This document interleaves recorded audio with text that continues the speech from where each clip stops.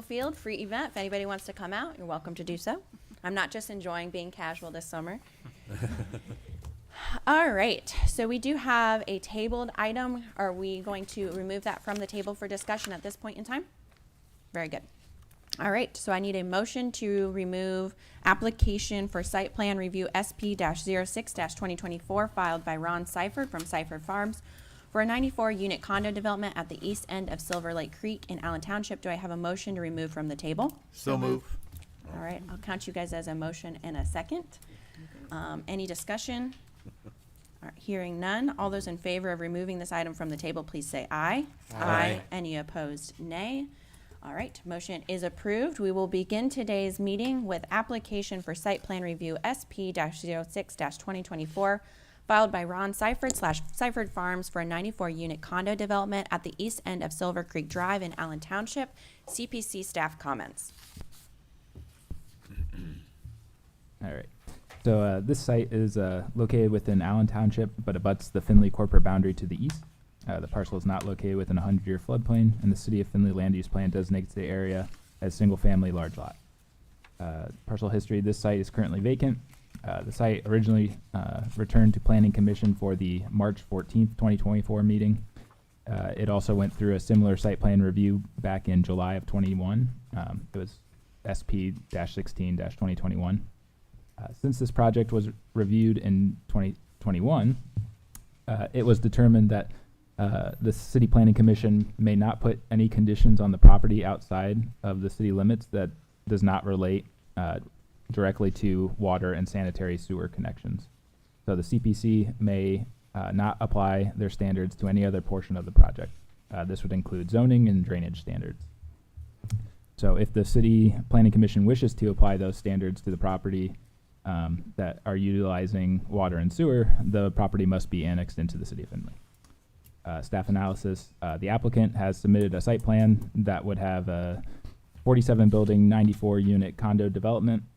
When they originally went through the site plan approval in 2021, they received approval with the following conditions. Second point of access into the site was created on County Road 99. Receive approval from the county engineer for access off of Silver Creek Drive. Begin the annexation process with the City of Findlay. Construction plans approved by the city engineer's office.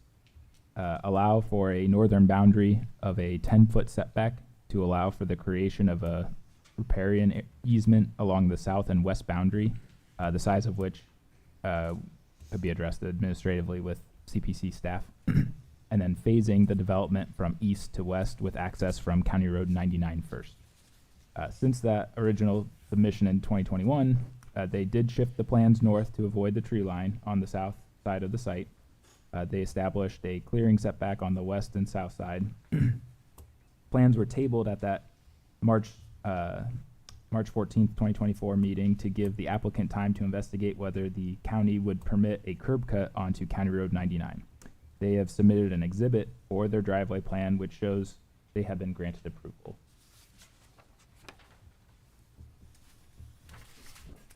And that's the exhibit right there. With they've readjusted some of the driveways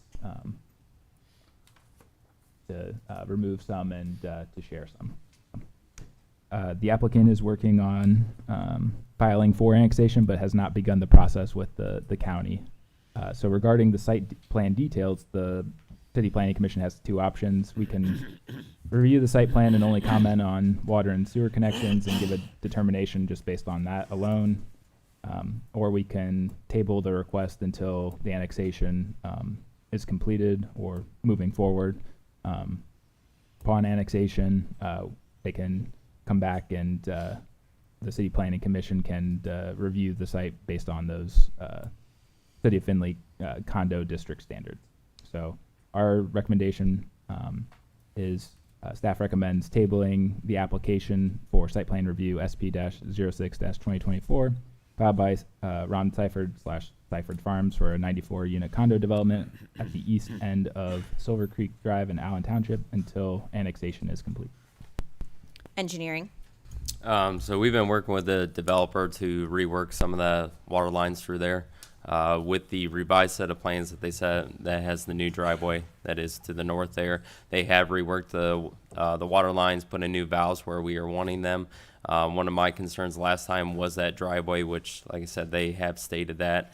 And then their drainage, I mean, it was shown on the last one, but that is within our standards, how they're phasing that out. It's actually kind of two phases. This one will encompass all this, and then this small pond will cover the rest of that.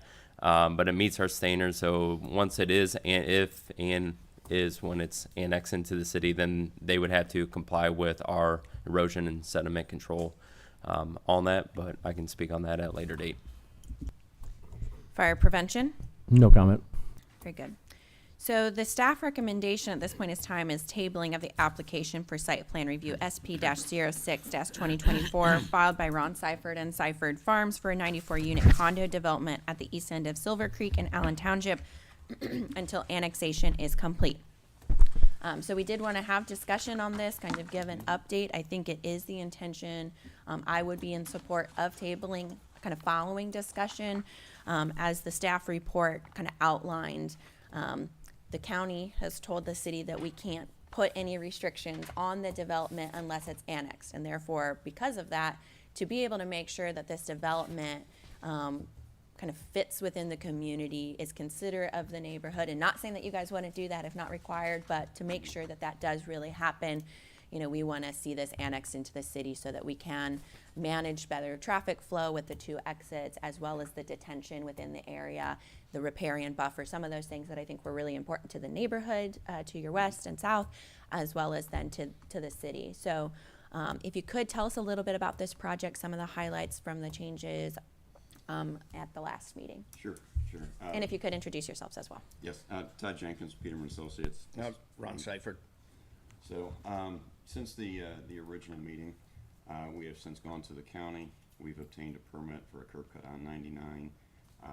We've complied with everything the city asked for the first time, even though the county said you can't ask for that. Ron went ahead and said, yes, we're gonna go ahead and we're gonna do that. The goal is to annex. The concern is annexing without having some sort of approval, knowing that he's going to be able to proceed with this development the way it's proposed. He's complied with everything. I believe we meet all the city standards on everything, I think. That's the intent.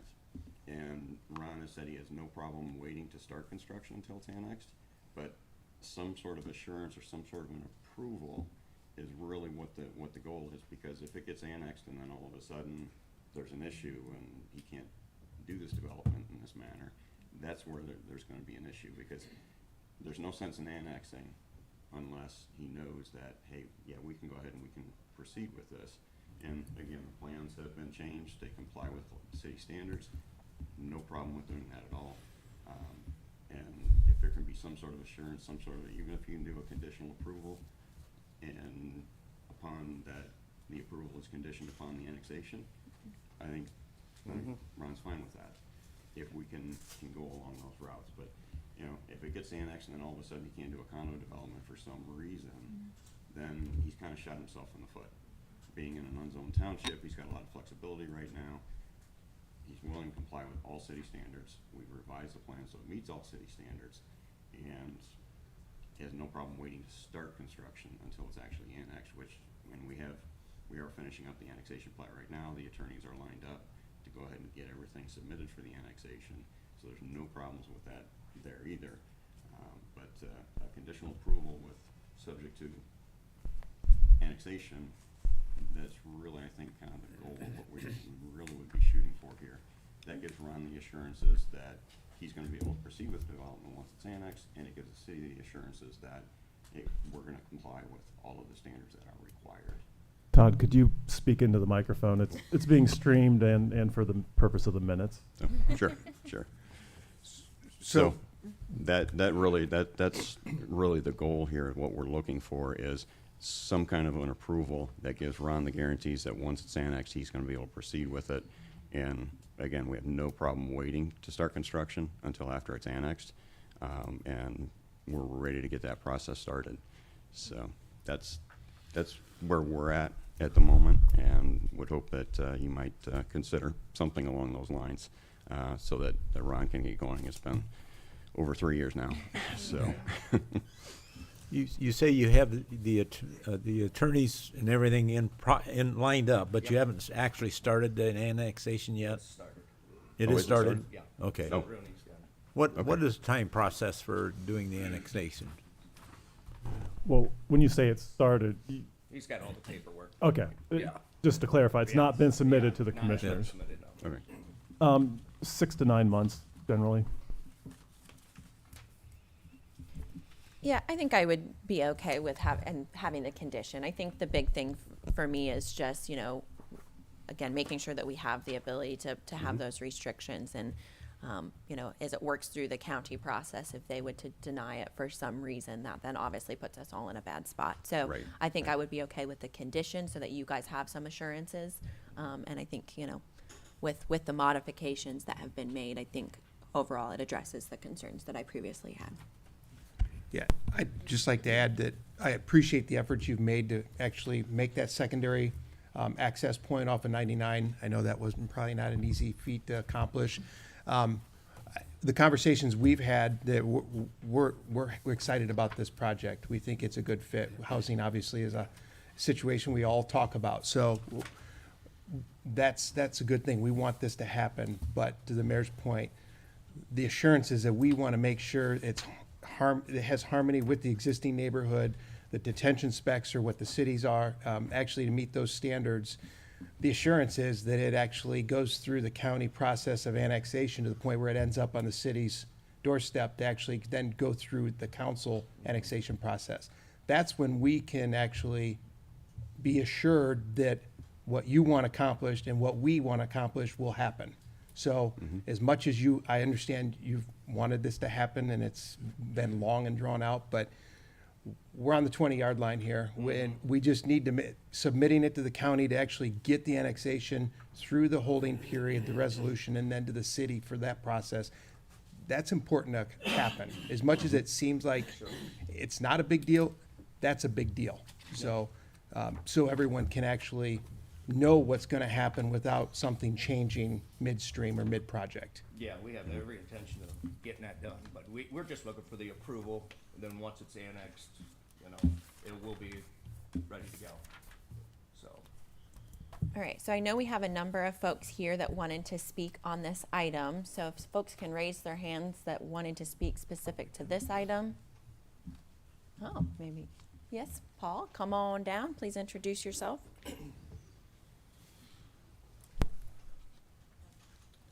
Paul Schmelzer, joining property owner, sort of. I think this is a good project. I agree with everything that the commission has said so far and appreciate the developer adding that additional access and the riparian corridor and things that the neighbors were concerned about. Once this is annexed, it will come back here for a full site plan review, even though there's a conditional approval. Is that the correct process?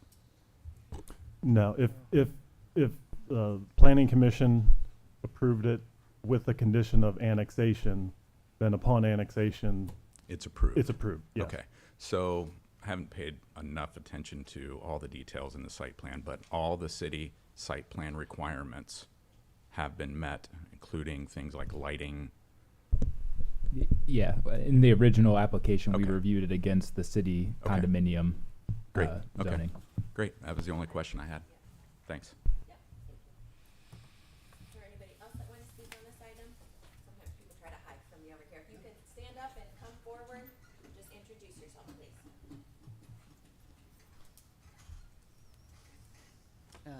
Deborah Rollins. My question is, on the Turnberry, at the very bottom corner, you're going to see the cul-de-sac there. Apparently, I've just found out that there is a water main that goes along my property. And so I want to know, where's the water access going to be for this subdivision? Is it going to come through that main, or is it going to come from another location? No, so the site is proposing, there we go. There's gonna be a main tie-in rate on Silver Creek there, and then another tie-in up at 99. So they won't be tying into that line. It's gonna be kind of a self-loop within that system. Okay. And then my second question, is there going to be any kind of roadway enhancement on 99 for the influx of traffic? Is that going to, I know it's a 2-lane part of the way down 99, but is it going to be 4 lanes all the way to 140? Or is that a county question? Or where am I at on that kind of thing? 'Cause obviously we have a lot of influx of traffic that's going to occur. And I assume, I'm making an assumption, that probably the other part of that is also going to be, at some point in time, condos or apartments. So it's going to really increase the traffic. So I'm curious if there's any kind So of at this plan. time, that's not going to be extended out to 4 lanes. You know, that would have to be something worked out between the city and the county, just because that is a mixed use down through there. That is within county jurisdiction, but now that it's annexing in, it's pretty much we had that portion. But as part of this, that County Road 99 will not be expanded out to a 4-lane or anything like that. Okay, thank you. And we do then monitor, so anytime we start to see increases, we would determine if we need to do an traffic study and look at expanding that. Obviously, there's a lot of work already occurring in that area with the, yeah, I'm sure you had a little bit of a struggle getting here today. You know, so we will continue to monitor that, and if we start seeing traffic levels where we think, you know, it needs to be expanded or different configurations occurring through there to make it safe and efficient, we certainly will keep that in mind. Thank you. Yep, thank you. Good questions. Is there anybody else that want to speak on this? All right. I will motion to approve the Oh, wait. application. I just yeah. have, I just wanted to, I just want to kind of clarify our thoughts on the phasing of the project. Okay. And Todd, so when we say phase it from east to west, what I'm envisioning is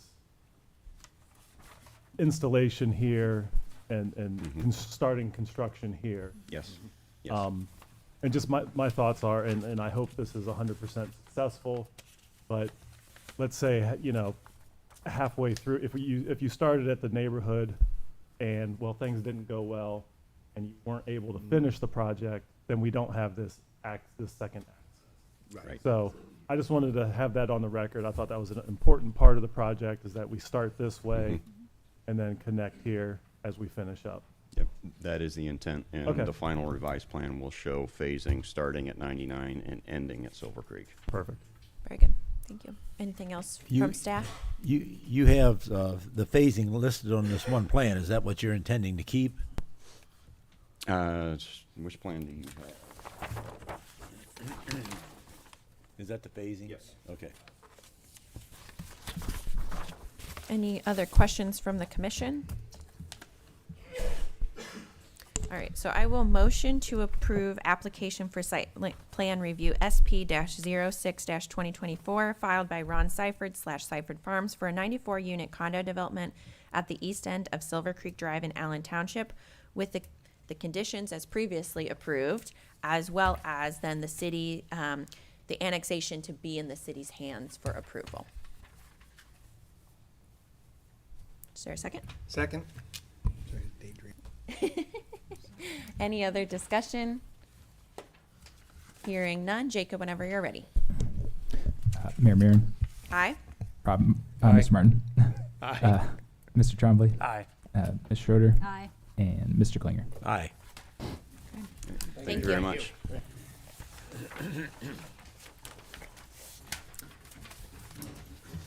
All right, moving on to new item number 1, application for preliminary plat PP-01-2024 filed by Country Club Anchors Inc.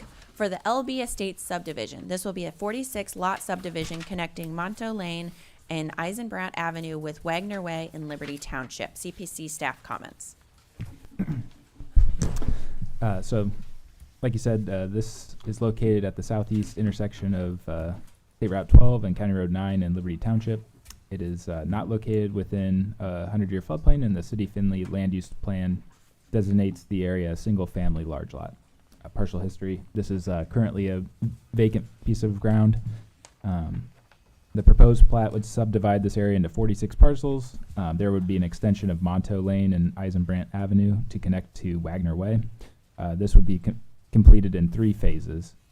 Since the plat is consistent with the Findlay land use plan and is in keeping with the development in the area. Staff did not have any concerns with the request. So, staff recommendation, CPC staff recommends approval of the preliminary plat PP-01-2024 filed by Country Club Acres Inc. for the LB Estate subdivision. This will be a 46-lot subdivision connecting Monto Lane and Eisenbrandt Avenue with Wagner Way and Liberty Township. Engineering, No comment. fire prevention. No comment. So the recommendation before the commission is staff recommends approval of application for preliminary plat PP-01-2024 filed by Country Club Acres Inc. for the LB Estate subdivision. Dan, Real quick, I just Matt, you're wanted very to. talkative this morning. I know. Keep throwing Well, me I off. just want to outline the process that this is going through, because this is somewhat unique in that obviously this is not in the city of Findlay. Our review today is essentially the water and sanitary sewer. This will be reviewed by Hancock Regional Planning Commission next Wednesday at 7 p.m. Probably in this room, either that or upstairs. So today, this project requires two approvals: the cities for the utilities, and then Hancock Regional Planning for the subdivision regulation. So just wanted to give the scope of what we're doing. No, that's very helpful. Thank you. And to that point, subdivision regulations for the county are where it will look at the drainage and detention for this area. Correct. Just wanted to have that on the record as well. Very good. All right, Dan. I don't have to say anything. Matt said it all. Just so you do know, we have been working with the county engineer on the drainage ever since we started this, so we're on the right path with them. So other than that, I think Jake and Matt pretty much said everything. What is your phasing on that, Dan? Basically, what we're going to do is we have a phase line kind of right here. So these lots here will be phase 1, and then I think phase 2 is down here, and then phase 3 will be up in there. And again, the phasing is going to be dictated on how quickly the houses go up. Ideally, we'd like to do, get the construction going for phase 1 this year, and then hopefully move into next year and then the following year to get this built out.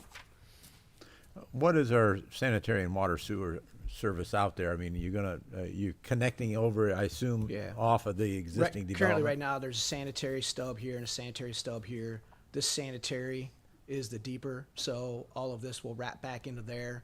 So again, utility-wise, we're tying into, or the phasing, we're tying into where the utilities are, so it'll be stubbed for the next phases. There's already, I believe, a looped water line out here already that was constructed when the initial development went in. So, we've had that surveyed, marked, and everything there. So we're just going to, again, kind of continue the utility extensions that are already there. Was there anyone here that wanted to speak for or against this item? Yep, if you could come forward and please introduce yourself.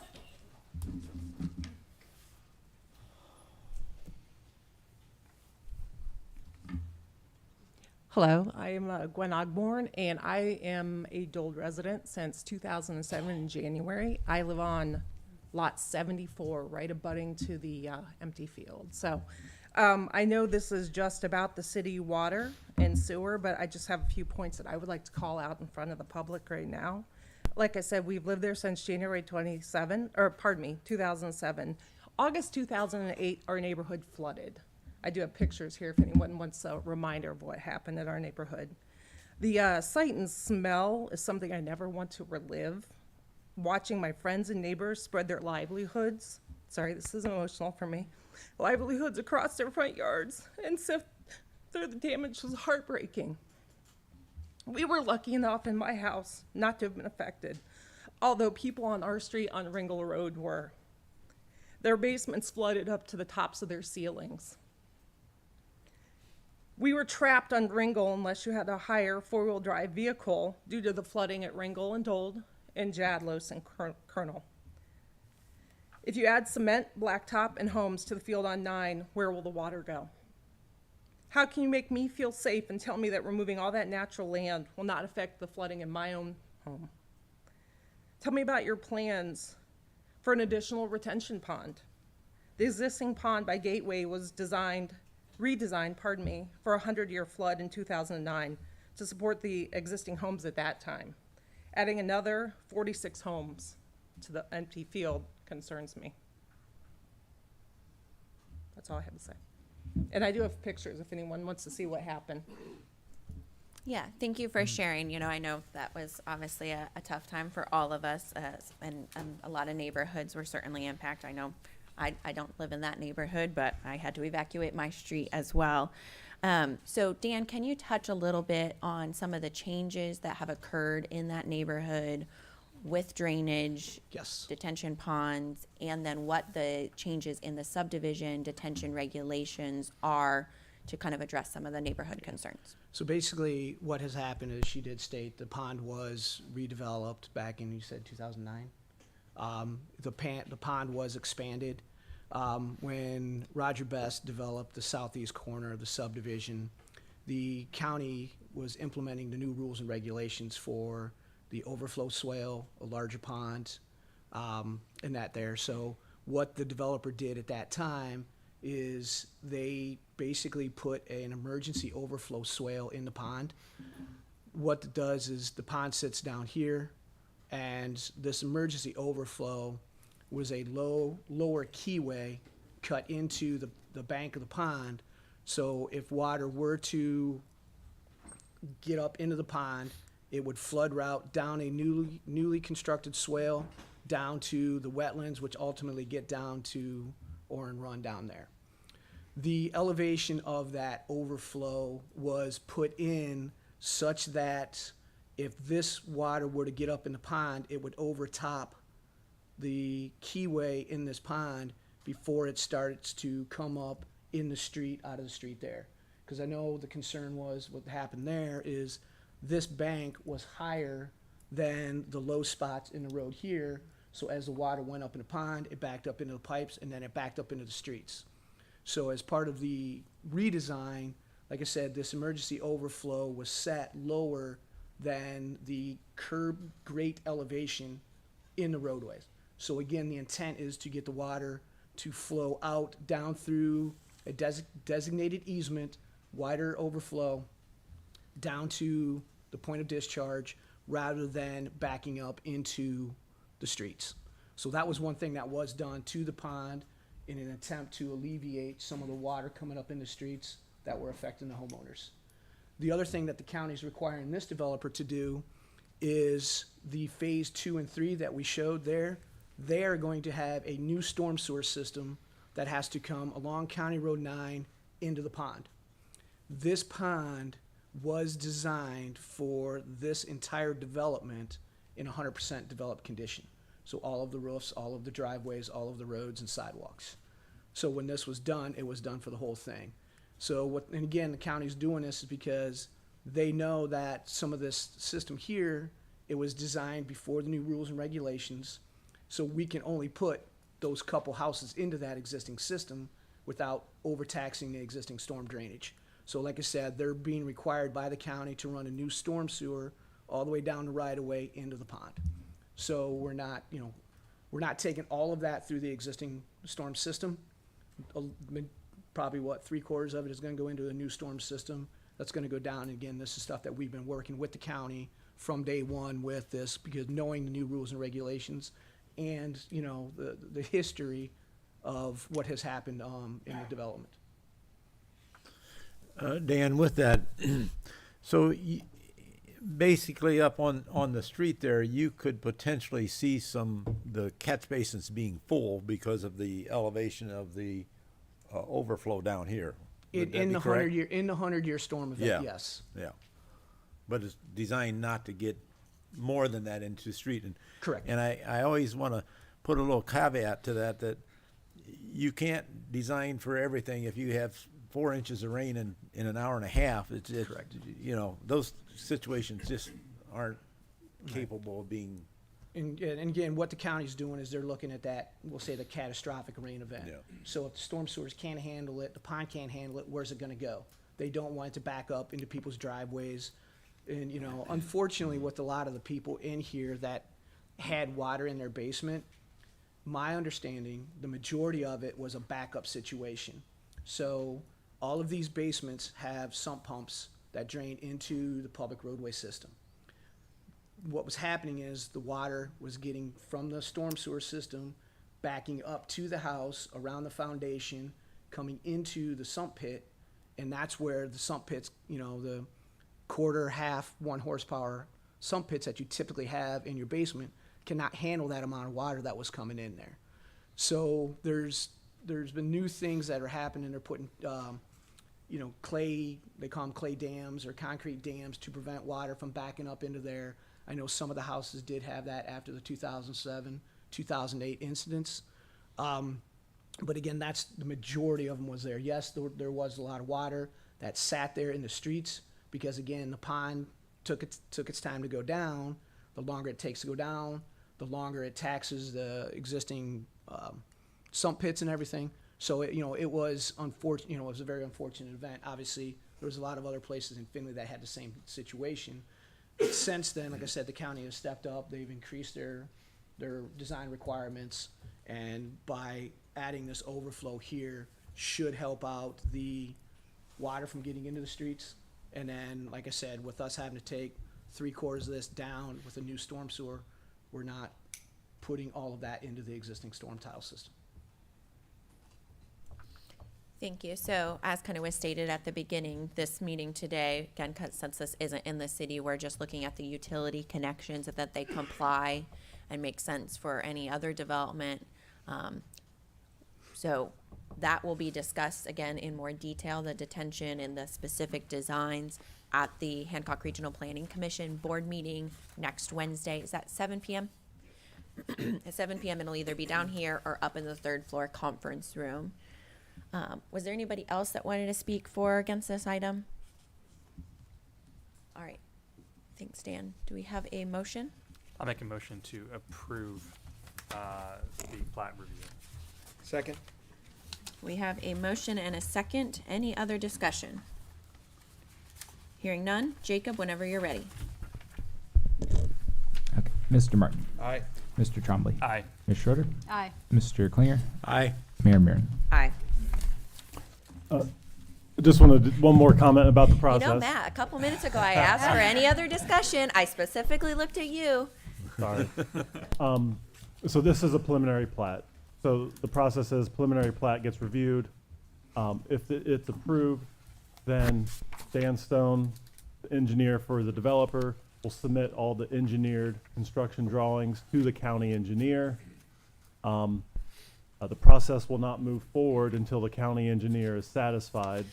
Once the county engineer approves the construction drawings, which includes the drainage calculations and all that, then the county engineer gives the green light, and then they can apply for the final plat, which would most likely be the first phase, the first 10 or 11 homes. Correct. So I just wanted to give a little more context. Thanks, Matt. All right, very good. So moving on to item number 2, application for final plat FP-05-2024, filed by Newman Properties LLC, care of Joe Built Homes for the replat of Covington Green subdivision. CPC staff comments. So this request is located on the west side of Timberstone Drive, just west of County Road 236. To the south, it is Zone C2 General Commercial. There's an apartment complex down the private street called Milestone Drive. To the north, it is zoned R2 Medium Lot Residential, and this location is not located within a 100-year floodplain. City of Findlay Land Use Plan designates the area as regional commercial. Parcel history, so this site is currently vacant. It is a parking lot for Ashley Furniture. Staff analysis, this request is to subdivide the existing 13.745 acre parcel, lot 73 of this subdivision, into 7 new lots. This would allow the developer to more easily begin to develop the remainder of the site. As part of the replat, they would dedicate their section of Milestone Drive, which was previously only a private street. While the street dedication makes it easier for the interior lots to get the required road frontage in the C2 district, Lot 79 would be landlocked as part of the plan. To help combat this, they have indicated that there will be some access agreements from Lot 79 to Milestone Drive. They also show a 40-foot access easement. They show 40-foot access easements at the existing curb cuts on Lot 82 and 83. These access easements will need to be recorded along with the final plat. Some of the lots are relatively small, and adding additional frontage will make it somewhat trickier, such as Lot 83 in that southeast corner to develop as a C2 parcel in the future. I did get a call from Joe Corin. This exhibit is what he submitted to me as, I guess, the access easements. He was hoping to potentially shift them from, he had the easternmost and the middle one on the plat that was provided in the packets. This one would have the middle one and the two middle ones as the cross-access easements there. Thank you, Dan. One there, one there, one there. I can talk a little bit more Which, about the. I think it's open to discussion. So,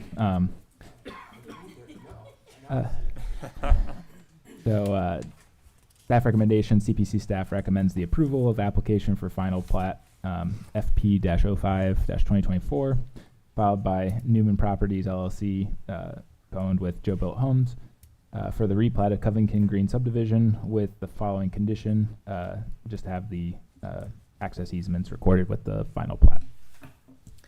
Engineering.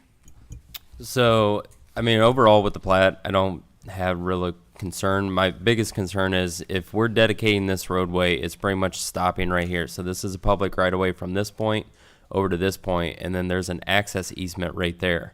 So is that just a straight access easement, or is it going to be kind of like a county highway easement? Kind of my concern is now you go from a public road to an easement to a public roadway. I know that's kind of what they are needing for the C2, but then that kind of puts us in a situation where, road clearing, road maintenance, snow removal, all that kind of stuff with this little turn right here. Whose jurisdiction is that? Us to maintain all that like it's ours, but then, within the plat, it's not a dedicated right of way. Who would, in a public roadway, everyone has access to it because it's a public roadway, but how does this little area act? So it's almost like we're having a public street to the side. So if we could work with, if we didn't have to dedicate that and they could still do the C2, I mean, I'd be in favor of that. I'm fine with taking the roadway. It's just that little curve right there. I'm worried about how going forward's legality of that. And Dan, maybe you can speak to this as well, but with the dedication of that road, the final lot that's on the plat is that little strip on the south side of Milestone, which I believe is detention, but it basically renders that undevelopable. So what you just described made sense to me, but from a non-engineering mind, can you explain why it wouldn't be why it's excluded from this? I can. Okay, thank you. But let's do that in a minute after we get through fire prevention saying no comment. So I don't get thrown off, guys. No, so the recommendation before the committee is staff recommends approval of application for final plat filed by Newman Properties LLC, care of Joe Built Homes, for the replat of Covington Green subdivision with the following condition: record the access easements with the final plat. Dan. Okay. So we'll start with the access easements. The plat that I submitted, I inadvertently put them in the wrong spots. So what the intent would be is the green lines that you see here would be the access points. Obviously, this is a rear service access for the current buildings that are there. This one, assuming if any development happens on these two lots, they're going to pretty much stay in line with the existing Ashley furniture. So this access here would be kind of the front to let people go across the properties. And then again, this one here would provide access back there. I showed one on my plat right here with this lot having frontage, we really don't need that access easement. So we would like to eliminate that from my sketch and have just the 3 access easements that we have shown there. Again, it's just, using the current lanes that are there, in the parking configuration. That's how we establish them. With regards to the right-of-way, we had some brief discussions with the planners a little bit on this before submitting it to you to make sure we were all going down the right path. I guess it's my understanding that this section of the roadway is currently being maintained by the city. So what we wanted to do is, if that is the case, we could go ahead and dedicate that as part of ours. That way it's that dedicated right-of-way that you guys are maintaining. Unfortunately, this little piece right here is not owned by this property owner. It's by another entity. What we can try to do is, we can do one of two things. Maybe get possibly some assistance with the city to find out exactly who we need to talk to. I think it's Robin Gardner. Talk to see if they would be willing to dedicate that. That way you have a public roadway system all the way around without going public, private, public. Or if they balk at that, then we would have direction from you guys on whether or not you want to keep that dedicated, or we just turn it back into the quote private access that still provides access back here to the apartment. So I guess we're up for discussion on that particular piece. I think ideally it would make sense to try to get that. So if we can work with the Gardners and the city to again assist, that would probably be the best way to go. But again, we're kind of looking for some guidance from you guys as well. Yeah, I think from my perspective, this is something that I would want to address and work through, but I don't think it is worth holding up the approval of this. I think it's just, we would need to work with that, with the property owner.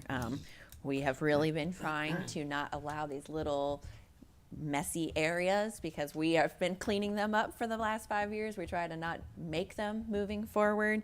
But we certainly, I think that it is beneficial, and as long as we have appropriate access for those properties, I don't think it is worth, delaying the plat.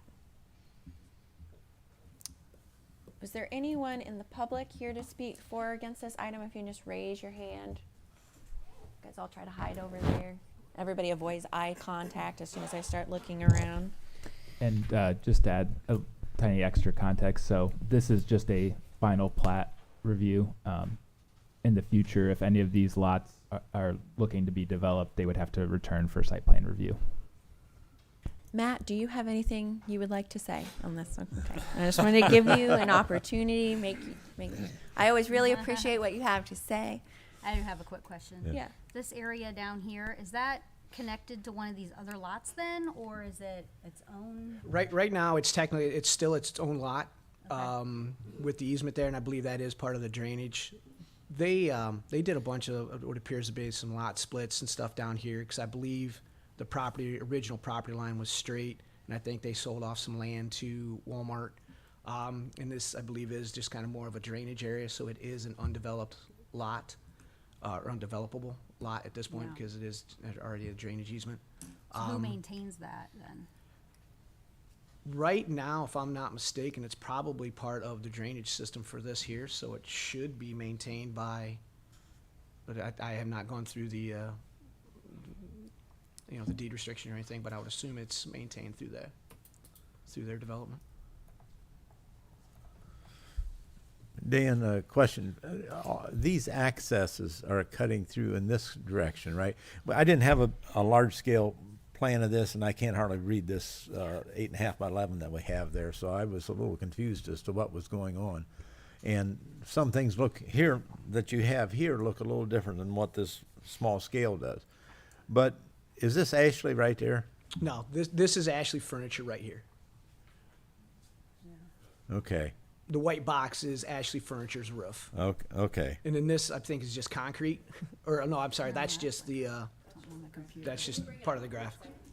Yeah, that doesn't. That's just on the screenshot. Okay.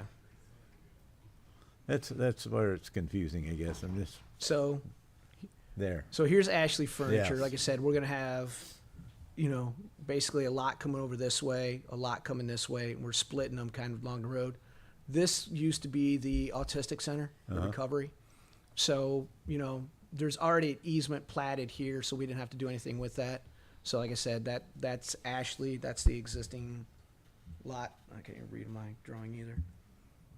So like I said, we'd have a lot that kind of came over this way, another lot here, and then we'd have 2 down here and then 1 up in the corner there. But you have, I thought by the other one, you had an access easement here. So Ashley would have 2 accesses Correct. for people to get to the. Actually, okay. Ashley would have, they would have 1 here. They already have 1 here. They would have another one here. Okay. And then this one here goes just to the corner of Ashley's Ashley's property. And this one down here would not be an access That's easement. correct. That would go away because this lot down here would have frontage on both. Right, okay. And this lot here would have public access off of here. Or again, there isn't, I believe there's an REA that allows you still to park and, go across all of these. These REAs aren't gonna go away. They're still gonna kind of, because inevitably if it's parked, if Ashley's full, you're gonna park over here and walk to Ashley. Yeah, right. So they have those general restrictive, easement agreements. We're just, with these lots being landlocked, that's why we're physically dedicating as part of a plat, these access easements. That way, it's more difficult to change a plat because you have to come back through council and everything. REAs are just done by whoever owns the land. They can do that. So they could go in here, they undertake everything, they could take all the easements away, and now this parcel would be landlocked. Yeah. If it's a recorded plat, that easement is gonna run with the plat, and the only way to modify that is to come back through, planning commission and, council and recording and everything that way. Okay. Dan, if we considered, when we have residential and we're connecting with potentially retail or other things, are we talking or thinking about pedestrian access, like with sidewalks being extended along, I can't read that. I'm sorry, what is it? Millstone. Right here. Yeah, sorry. That was not discussed, but again, as each lot comes in for planning approval for site plan, at that point there, this board has every opportunity to extend those sidewalks down to keep that public connectivity. It looks like we did have someone who wanted to, if you can please come forward and you have to introduce yourself. You gotta go on the record, sorry.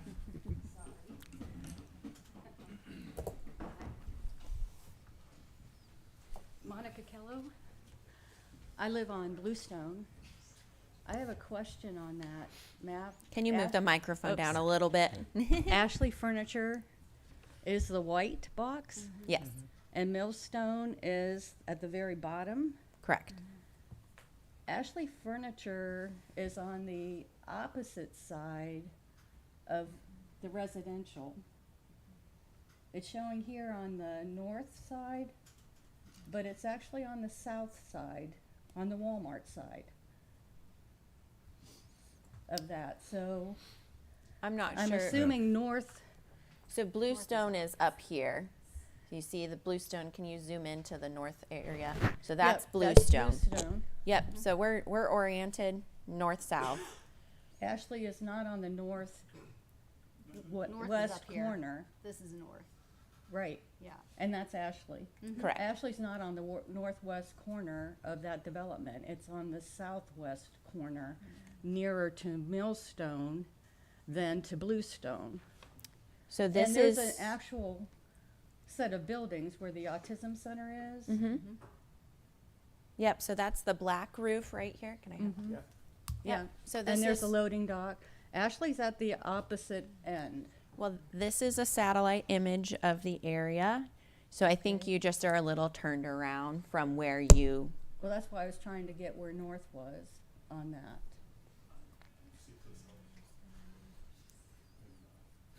yep, so Bluestone's right over here. These are the houses that you're Yep, probably and discussing. Ashley's And here's the the west, dyslexia center. to the south. And there is Ashley. Yep, and that's Yep. a complex. So those buildings that are there currently are going to still remain as they are.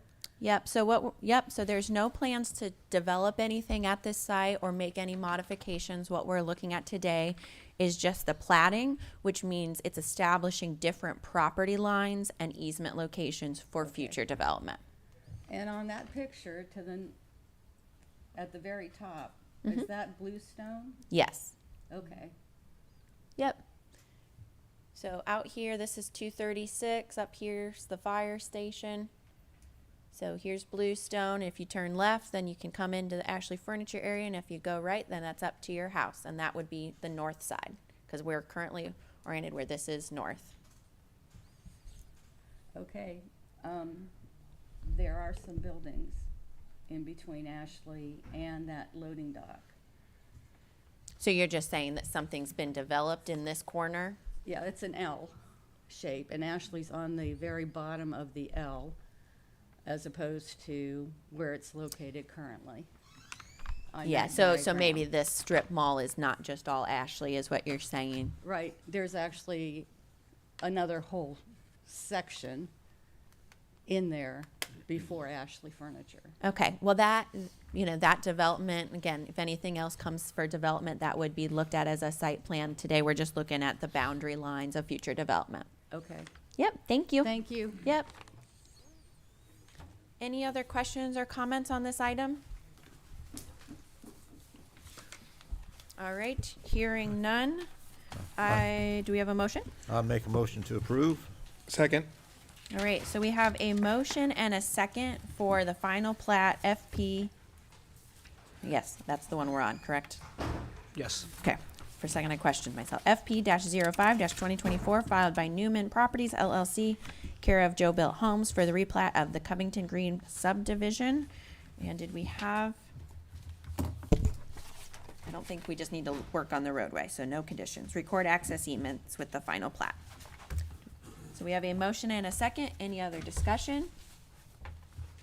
Hearing none. Jacob, whenever you're ready. Mr. Trombley. I need to abstain. Oh, okay. Ms. Schroeder. Aye. Mr. Klinger. Aye. Mayor Murin. Aye. Mr. Martin. Aye. Very good. Thank you very much. Yep, thank you.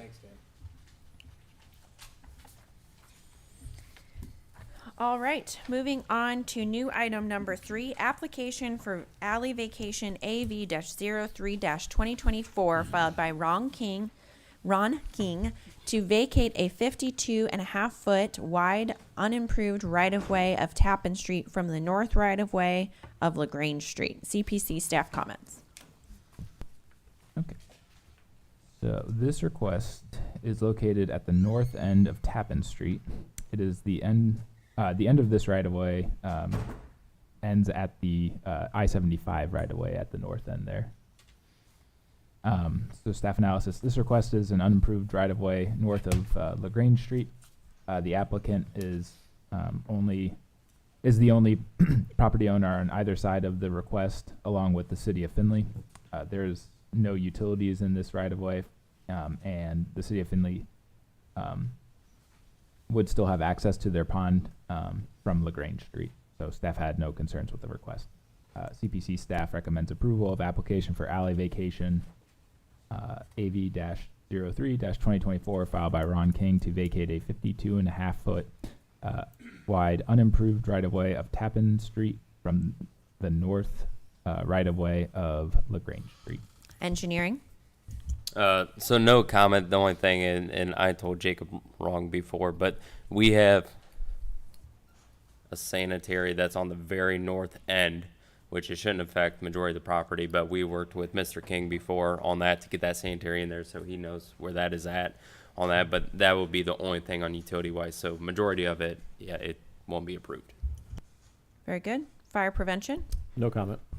So the recommendation before staff, if staff recommends approval of application for Alley Vacation AV-03-2024 filed by Ron King. I don't know if I'm hearing it wrong or what. To vacate a 52.5-foot wide unimproved right-of-way of Tappan Street from the north right-of-way of LaGrange Street. Is the applicant here to speak on this item? If you could come forward and introduce yourself, please.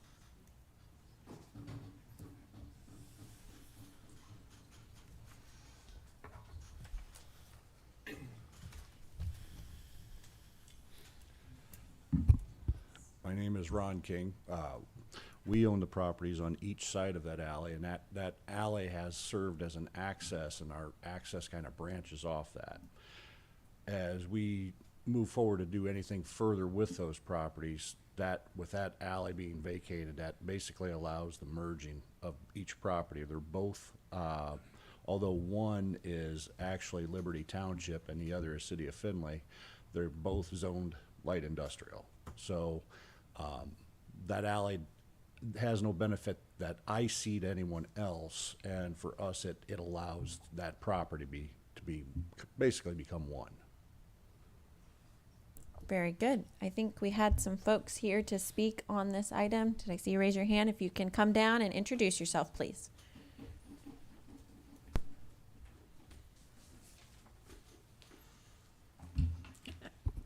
Hi, my name is Kim Meter, and I'm from 1895 Jessica Drive. And I just have a few questions on the vacate of the alley. First of all, if we were told that it was residential, that the alley that's going to be vacated. And I've just got two small questions about it being vacated, which I don't have a problem with, but I do need to know if the alley is going to be vacated, is any of that property going down there going to be maintained? And if it's going to be maintained, all the residential lots along it going to be maintained? And if Mr. King is going to be parking any more heavy equipment down there, from my point of view, it's an eyesore when you're coming off 75 to enter into Findlay. That's my only problem that I have with it. We've got plenty of pictures, and I live down there. So when you're coming off 75 and entering into Findlay, it's just a major eyesore with all that down there. I think he should clean it up a little bit. So Eric, correct me if I'm wrong on any of this. Both of the properties are light industrial, correct? You don't know off the top of your head? So there are actually 3 parcels. So there's this piece right here on the east side. There's this small parcel right there. These 2 were in the city of Findlay. This bigger piece where the driveway comes in and loops to the west, this is Liberty Township.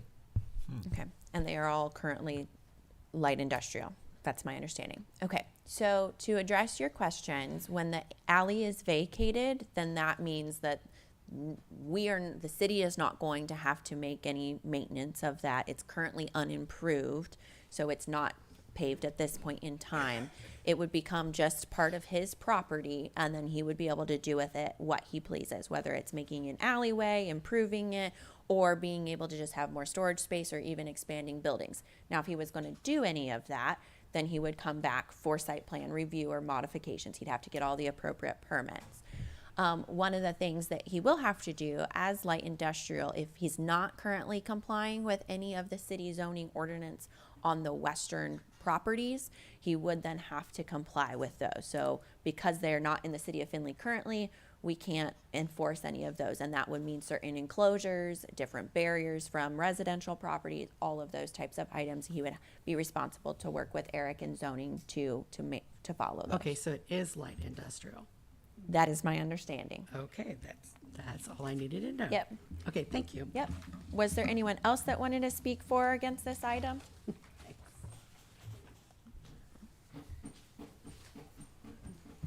Miss Jackie McGee. I also live out in that neighborhood. I guess my main concern is that property is disgusting to look at. It's overgrown. There used to be a house there that was torn down. Now it's really looking bad. If he vacates this alley, how is he going to get into his property? So vacating it means that it's no longer public property. So it would be his own property. And if he is wanting to have a new driveway access or something like that, then he would just have to file the permit to put a driveway in there. It's just like on your property.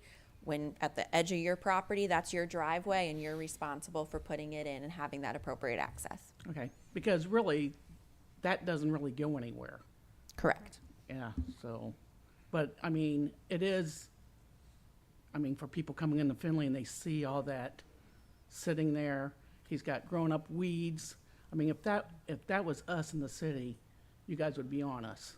Well, if he's going to put it in the city, he's going to have to follow the same rules. Okay. Yep. Okay. So, yep. If those are issues, I know, you guys inform us of that, and Eric from zoning will make sure that everybody is complying with the appropriate rules. Okay, thank you. Yep. Any other questions or comments, Mr. King? Okay. Was there any other questions or comments from the audience? Questions or comments from the commission? Yeah, I got a couple questions. So, if this public access goes away, where is the access to this property if he was to ever sell it? It's currently not. I mean, it's not one property. Where would it looks like there's a little piece right here that would still have access to public roadway, but where would that access be? And is this becoming a landlocked parcel? So they would still have access off of LaGrange here.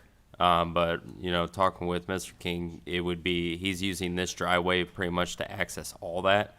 But say this was sold off and it was switched to something else, then they do have every right to get a drive off of LaGrange. Just that little piece right there. Well, yeah, because, oh, you mean this one up in here? No. If this goes away, this Right. alley goes away, his driveway right now goes through there. The access to this parcel comes from right there. If they were to sell this parcel here, how does this parcel get access? Because Pretty it's much, going he would be utilizing this drive. I know we Right. keep fighting with lasers, but he would be utilizing this drive right here to come into that site. So they would have to utilize the same drive going in.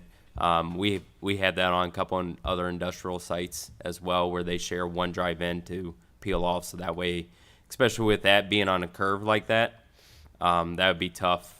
Yeah. To get another drive in there. So, you know, the original request is he was wanting to widen that drive to get into this access.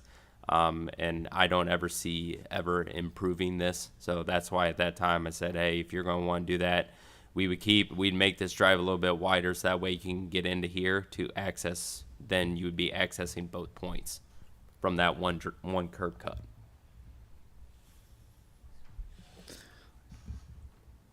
And this is the city pond, right?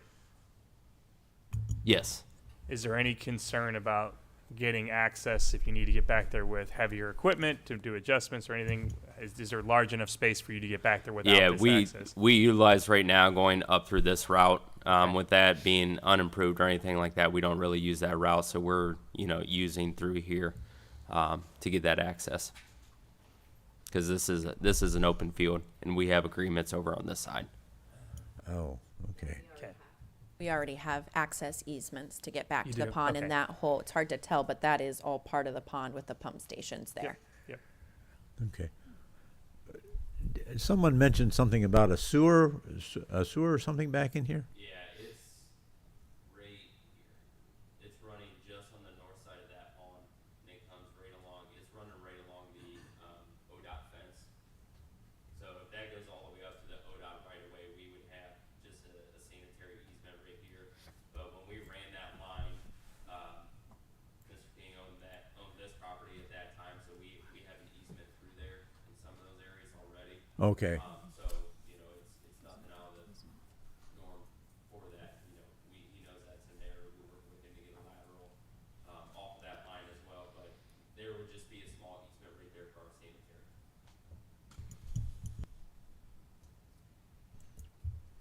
Other Okay. questions or comments? No, I still think though that these are going to remain two separate parcels. There's no plans to combine them, correct? They're going to, three separate parcels. They're going to. I've not, If you could come up Yeah. I can't say at this time that they will be one forever. Yeah. The plan is they will both be industrial warehouse type environments there.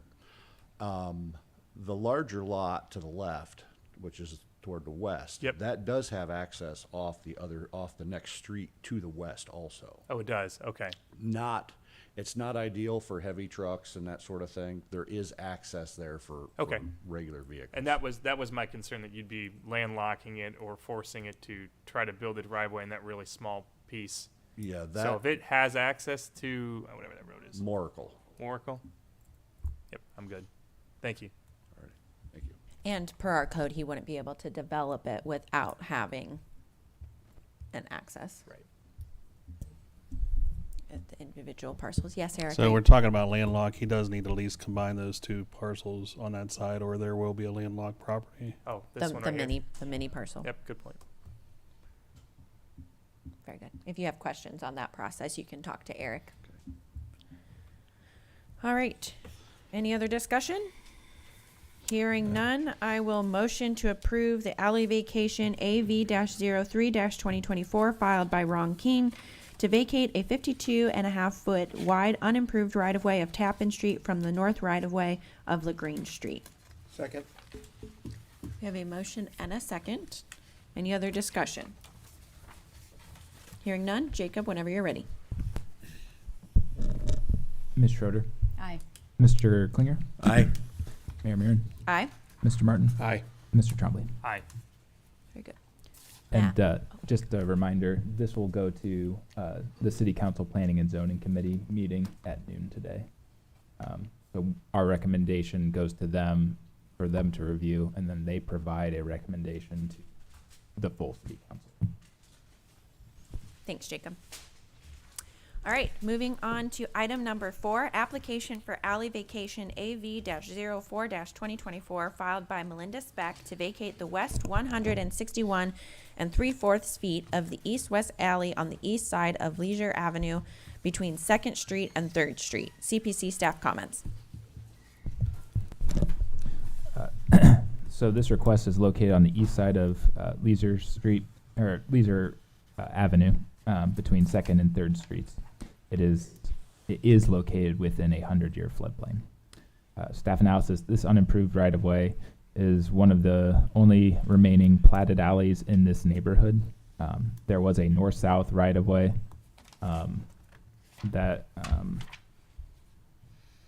Pointer Woodwork right here that was vacated in 1995. This right-of-way went north and then turned east-west, and so all that stretch was vacated at the same time. While this is an unimproved right-of-way and there are no city utilities in that stretch, I will note there is a power pole that goes down that alleyway. Staff would recommend that they either deny the request for partial vacation or request that the full right-of-way be vacated. So CPC staff recommends denial of application for alley vacation AV-04-2024 filed by Melinda Speck to vacate the west 161 3/4 foot of the east-west alley on the east side of Leisure Avenue between 2nd and 3rd Street. Engineering. I agree with Jacob. I would just like to see that whole alley being vacated, so that way our crews know that, hey, it's the whole thing and not, oh, you gotta go 200 feet or whatever like that. So that way it's just easier for us to know and maintenance-wise. Fire prevention. No comment. Very good. So the recommendation before the commission is staff recommends denial of the application for alley vacation AV-04-2024 filed by Melinda Speck to vacate the west 161 3/4 feet of the east-west alley on the east side of Leisure Avenue between 2nd Street and 3rd Street. Discussion. Is the applicant here? If you can come forward and please tell us about this request. Hi, I'm Melinda If you Speck. can move it down to you. Thank you. And make sure it's, yeah. This, right here. Hi, my name is Melinda Speck. I requested to have this alleyway closed because, as you can see, the other half of that alley was already closed and nobody goes back there. The property is already maintained by the surrounding homeowners, and I wanted to put up a privacy fence to keep my dog in. So our practice is typically that we don't just do partial vacations. Did you discuss having the whole thing vacated with your neighbor? I did. One neighbor did not want the alleyway closed, so that's why we only did the partial, because the other 3 were okay with it except for the one. So we decided to try to do the partial. We wanted the full thing, but without his signature, we didn't think we could. Yeah. Okay. Plus, we didn't really need the full thing. I just really wanted to put up my fence.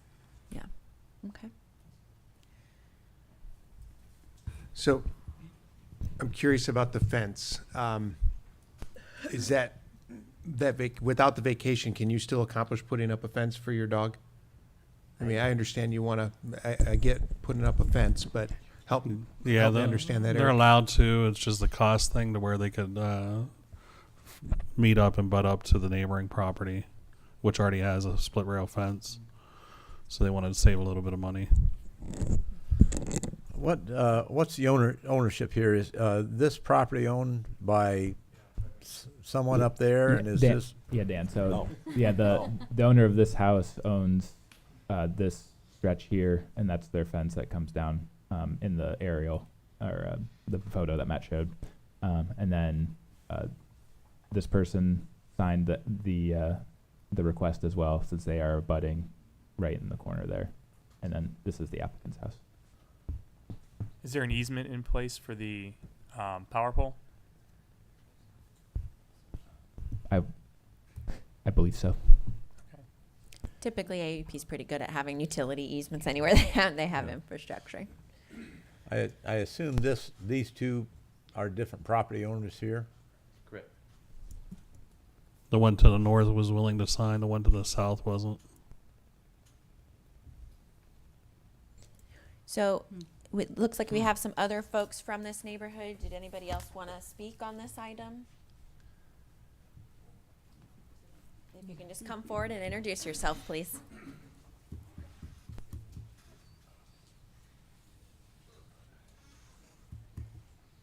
Morning, Jeremy McCauley. I'm the owner of the north part of this proposed vacation, right? Vacation, all right. So, I don't know, are you able to zoom in on that, the left corner of your red box? What you have for the alley? Or I guess it doesn't, yeah. That was too far. So my white split rail fence, you can see it coming down, and then it turns and goes to the east towards the pond. She's building a privacy fence off her house to the north. She wants to butt up against my split rail fence right at that property line. But what you're saying is she can do that without vacating the alley? Or does she have to have the alley vacated in order to put a privacy fence up to the corner of my fence?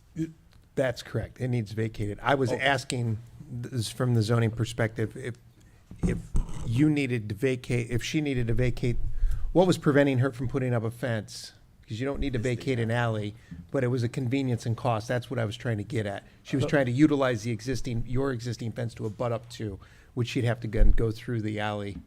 I was trying to Right. understand that. I see what you're But saying. when the alley's vacated, it'll split between the property owners. So it'll basically follow that line. So she will not be able to abut up right against yours because your property line will be several feet further south. Right. So then it's just a matter of a neighborly handshake agreement type thing, essentially? Correct. Ah, all right. All right. Well, that's all I really have to say, because, I signed her waiver. I don't care. She's already got the fence 3/4 of the way done. She just has one section she's got to go through the alley. I say just do it, and we'll see if they come and check on it. Hey, now, that's not how we. All right. That's all I have. Thank you. Uh-oh, here we got a rebel rouser. Matt, do we have does the commission have the ability to vacate the whole alley out to the street, even though that's not been applied for? That's generally when we don't have all the signatures, then the applicant has to pay for 6 separate notices in the newspaper on 6 consecutive weeks. This is from an insane portion of the Ohio Revised Code. And then the Ohio Revised Code kind of leaves silent. After you do the 6, it kind of just tapers off a little bit. But, so my assumption is it can be done. I don't like, I don't like vacating alleys when there's someone who actively says, please don't vacate that alley. You know, when they purchased that property, there was an alley there. And you're making changes to someone's property and access against their will, essentially. So, and past history has shown when the city's tried to move forward and vacate alleys against people's will, that it's not gone well in certain situations. So, I do know this gentleman had contacted us several times and had conversations. My understanding is he kayaks or fishes, uses a boat in this area, and he There's no access. Nope. It's private, property to the pond. If you guys are going to speak, you got to come Yeah. up to the place. I'm the owner there. Yep, you can Okay. come up. Just got to introduce yourself, please. Okay. My name is Mark Short. I've lived in that house. My grandmother owned all that property all the way back to the creek. Just confirm for me real quick. You're talking about this house. This house right there, Perfect, that's thank right. you. We have, over the years, tried to close that things. It's been 20 years, 30 years. They never let us because of the poles there. Now, the only issue I have with them closing is I have always had access from there over to the cabin. There's a cabin that sits just south of the red line. Oops. But nonetheless, oh well. Hi.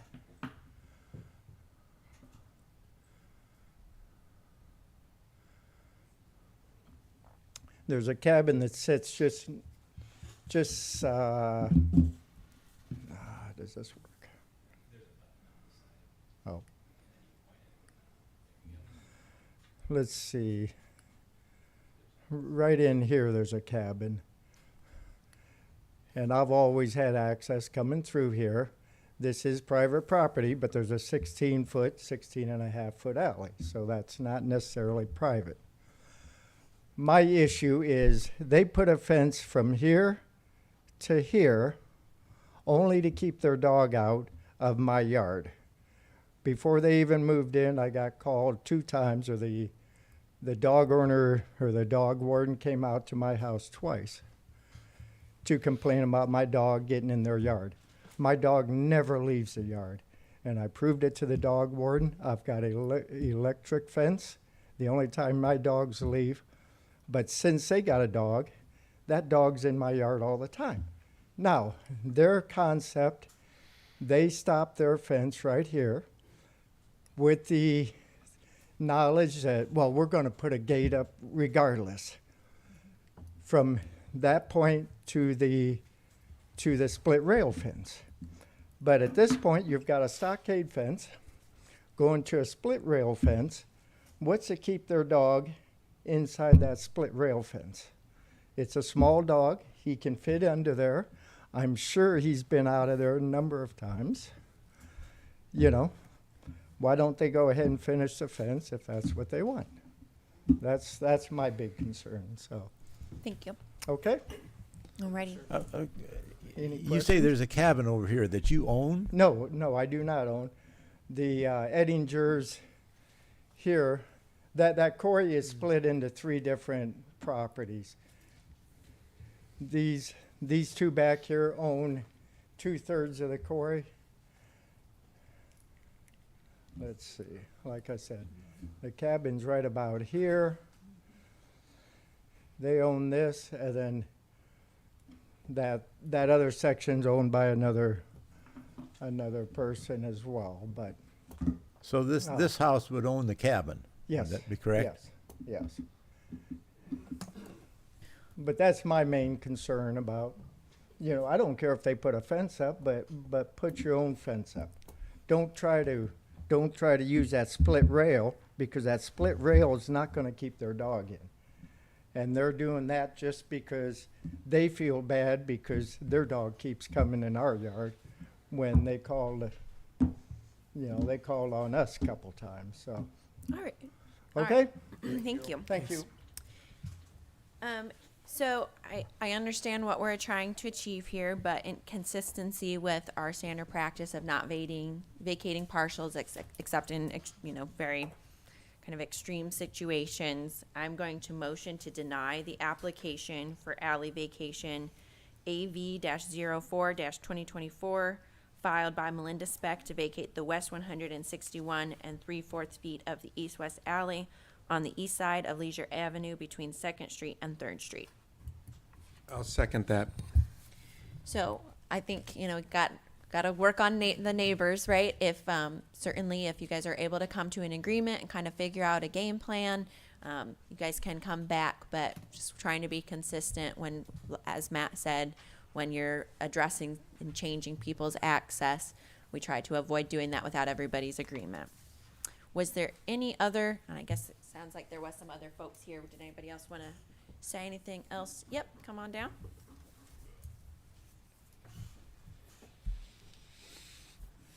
He can still access the quarry if he goes around the front way. And if we did put up the fence right there, we were going to put a gate. So if they did need to access the utility pole, they still could. And my dog has went underneath that other fence, but rarely, because there is like a blockage, but his dog is out all the time and there's nothing there. So my dog, of course, wants to run over there because he sees the dog right beside. But yeah, he doesn't ever go under that fence. All right, thank you. Just quick clarification. So are you planning? So you're putting up a privacy fence? Yes. And what's your plan for the north edge of the privacy? So like he said, there is that other fence there. I wasn't gonna put anything there. My dog does not go over there. He has before, but he doesn't now. And then maybe next year or the year after, we were gonna do the other side. Okay. Just, I guess, point of clarification. If this alley's vacated, it would go halfway, and you would be putting your fence on his property. Yeah, they're aware of that. Okay. Maybe I'm a day late, dollar short, but I just wanted to. No, as he stated, he said kind of be a handshake agreement between the neighbors if they wanted to do Okay, something. sorry. So, nope, it's okay. All right, we have a motion and a second. Any other discussion? Hearing none. Jacob, whenever you're ready.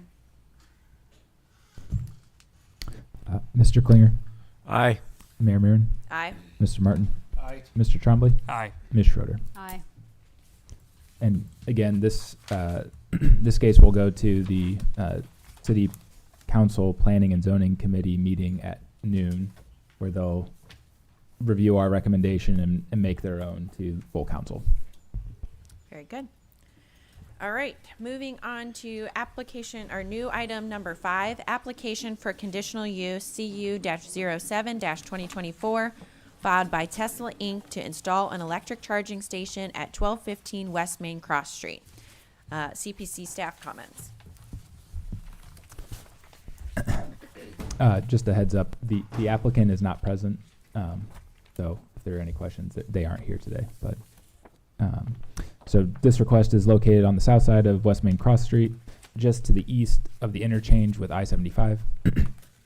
The parcel zoned C2 General Commercial. It's in a neighborhood of C2 General Commercial and O1 Office Institution.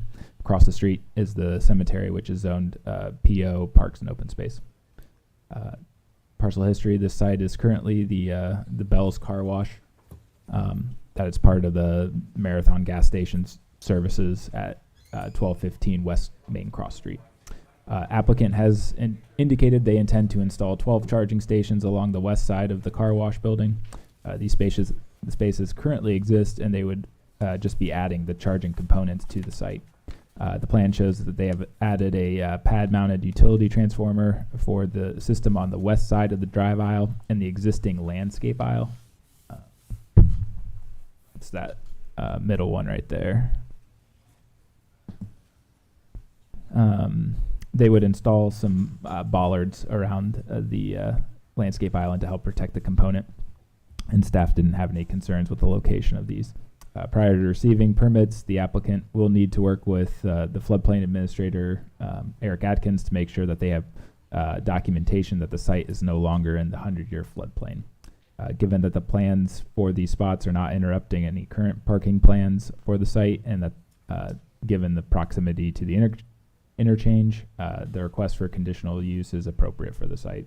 So staff recommendation: CPC staff recommends approval of application for conditional use CU-07-2024 filed by Tesla Inc.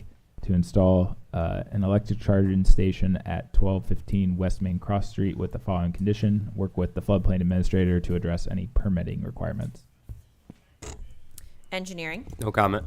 fire prevention, We just want to make sure they get all the proper permits for construction and inspections during the process.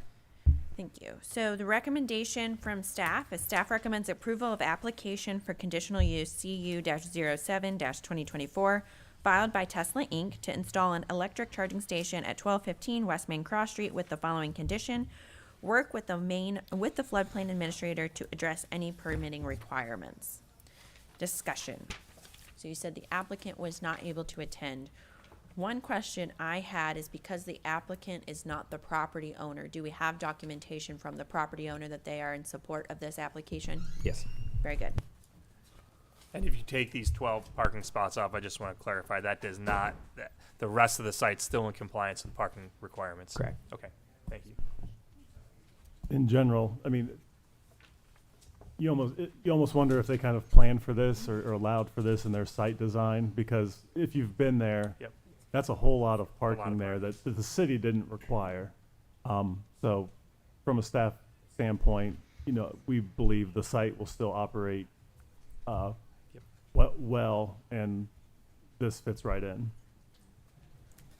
Was there anyone else that wanted to speak for or against this item? Okay. I should always block off the front row on this side, because if somebody's sitting there, I cannot see them at all. All right. Any discussion from the commission? Make a motion to approve with the notation of the work with the floodplain administrator that is listed there. Yep. A second.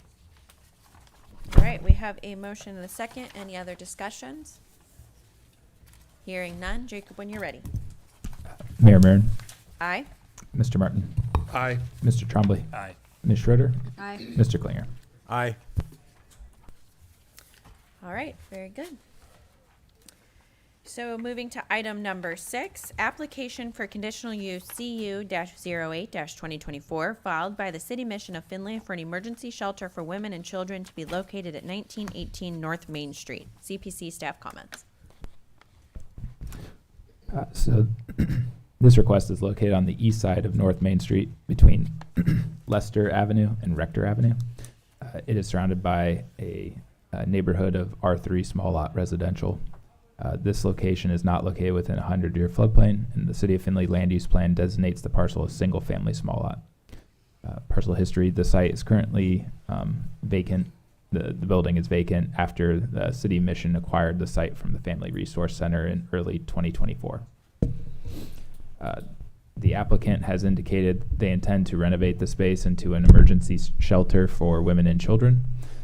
This would help them accommodate more people as they overflow at their downtown campus. They have submitted a floor plan which shows that they would renovate 9 rooms on the first floor as bedrooms. They would also like to renovate the second floor space in the second phase, which would also include an on-site staff member kind of apartment to provide, and it would also provide 9 additional rooms for the mission. There is an existing parking lot on the south side of the building and in the rear. This can accommodate 15 vehicles. There's an existing fence along the north side of the property, which screens the parking lot at the rear from the neighbor to the north. This would help protect the surrounding neighborhood from an increase in activity. Staff would add that the conditional use permits are revocable, and if any issues with this use arise in the future, we can re-review it. So, staff recommendation: CPC staff recommends approval of the application for conditional use CU-08-2024 filed by City Mission of Findlay for an emergency shelter for women and children to be located at 1918 North Main Street. Engineering, No comment. fire prevention, I think most of my stuff got cleaned up when Jake sent the site plan over, but just make sure you get the proper permits and inspections. thank you. So the recommendation before the commission is staff recommends approval of application for conditional use CU-08-2024 filed by the City Mission of Findlay for an emergency shelter for women and children to be located at 1918 North Main Street. Discussion. Do we have the applicant here to speak on this item?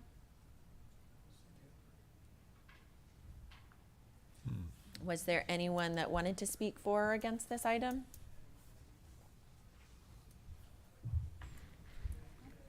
Interesting. Did we hear from the applicant that they were not attending? Okay. Can I'll just add a little bit to this, since no one else wants to talk. So this has kind of been a phased project when we've talked about the unhoused population in our community over the last 3 years.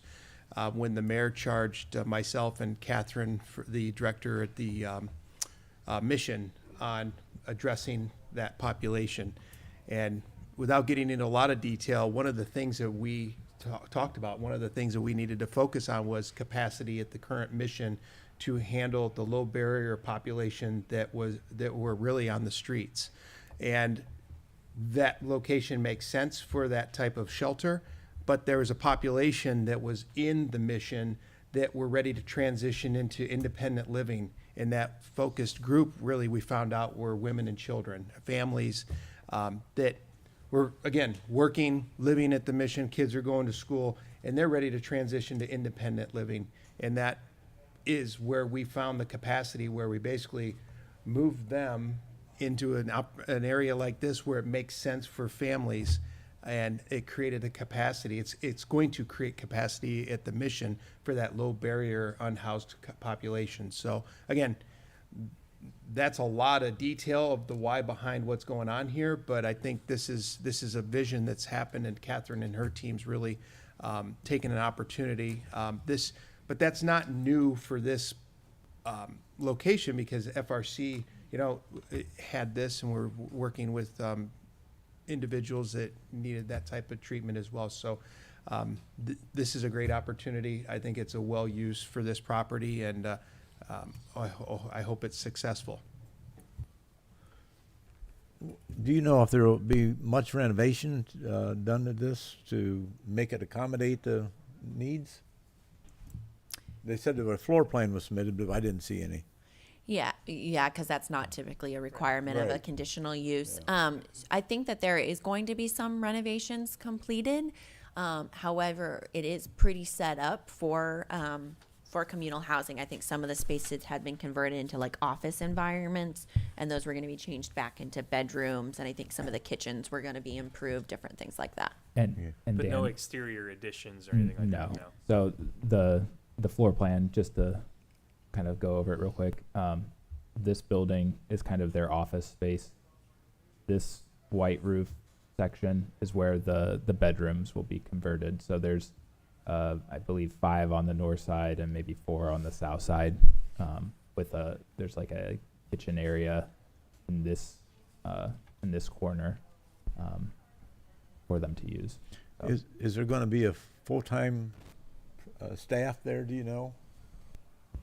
I believe they were working on, for the second phase on the second floor, they were looking to have a kind of a living space for them, but I believe there will be a staff member present. Yeah. So is this, it's not really kind of like, it's not like a group home though, is it? It's only for women and children. Yeah, Yeah. correct. And I don't know the details, if there's like a length of stay.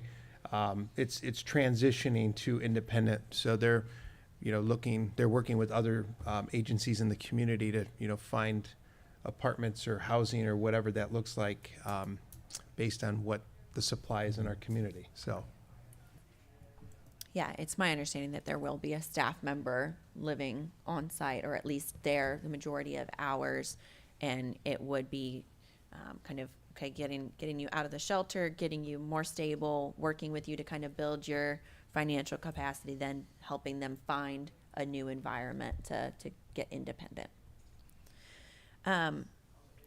So I wish the applicant was here. Obviously, we have been involved in the conversations. I do think that this building makes sense. Additionally, it always gives me comfort when we have conditional use. So if we start to see a disruption in the neighborhood or it not operating in a way that we think is appropriate, that does give us the ability to kind of work with them and hold them accountable and make adjustments if needed. Anybody in the public have any thoughts since they're not here? All right, I will motion to approve application for conditional use CU-08-2024 filed by the City Mission of Findlay for an emergency shelter for women and children to be located at 1918 North Main Street. I'll second that. We have a motion and a second. Any other discussion? All right, Jacob, when you're ready. Mr. Martin, Aye. Mr. Trombley, Aye. Ms. Schroeder, Aye. Mr. Klinger, Aye. Mayor Miron. Aye. Very good. Thank you. Everybody doing okay? Keep powering through? Keep going. Okay. Well, I don't want to speak for you guys. Carrie's like, get it Yes. done. All right. Number 7, application for site plan review SP-09-2024 filed by Ohio Logistics to construct a new warehouse on lots 1 through 3 of the Envision Place subdivision along Hamlet Drive. CPC staff comments. So this request is located on the east side of Hamlet Drive, just south of County Road 212. This parcel is zoned I-1 light industrial. It's in an area that's all I-1 light industrial. The parcel is not located within a 100-year floodplain, and the City of Findlay land use plan designates the parcel as light industrial. Currently, the site is vacant. The applicant has indicated they would like to combine the 3 lots into one site for a new 207,904 square foot warehouse. This would include a 22 truck docks at the rear of the property, rear of the building. This facility will mostly be for storage. They provide 18 parking spots, with 2 being handicapped, which would accommodate 16 employees during peak shift. There is an existing roadside ditch on the north side there, north of the proposed building, and this will remain and be the overflow outlet for a new retention pond at the north end of the site. Building meets all the setbacks and height requirements for the I-1 district. The applicant has indicated they will install 12 trees along Hamlet Drive as part of the landscaping. It is in the city right-of-way and has been discussed with the city engineer. If at any point the trees need to be removed for the city to do any maintenance in the right-of-way, the owner is required to replace those trees. At the rear of the property, they provided some kind of river rock to help address the slope with the neighboring property. The site also slopes downhill from the north, from the south end to the north. This means that the foundation at the south end will be underground, but will become exposed as you move toward the north end of the site. Elevations were included with the application for review. CPC recommends approval of the application for site plan review SP-09-2024 filed by Ohio Logistics to construct a new warehouse on lots 1 through 3 of the Envision Place subdivision along Hamlet Drive. Engineering? Not to kind of repeat everything on it, but for the water line, I had a comment in there. Just I'd like to see a gate valve on the 2-inch and the 6-inch for the water and domestic, so that way we can isolate just in case there's ever. I know that's a private system, I believe, through there. The water line is that private system, so I understand it's private, but that way it can be isolated off. But we'll work with you guys on that. The sanitary, I was assuming that was going to be public all the way around. I did see there was that one spot, there was a couple of them that were pretty shallow. I'd like to see that a little bit deeper.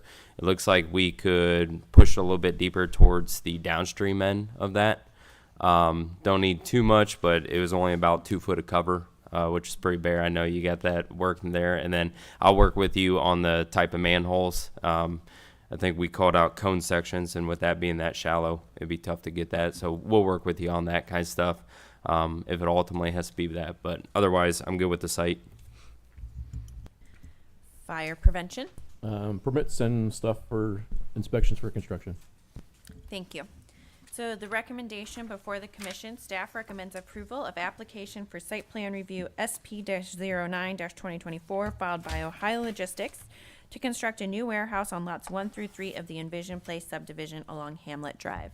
Dan, can you speak about this project? Yeah, it's pretty straightforward. Obviously, when this development was platted, these were 3 smaller industrial lots set up. It's been vacant for a long time. They do have a developer or somebody who wants to come in, needs the warehouse space. We've looked at, truck turns and safety and stacking and stuff on site as well. That's why one thing, we're trying to avoid is having anything out on Hamlet. So the west side of the building is gonna be set up for staging.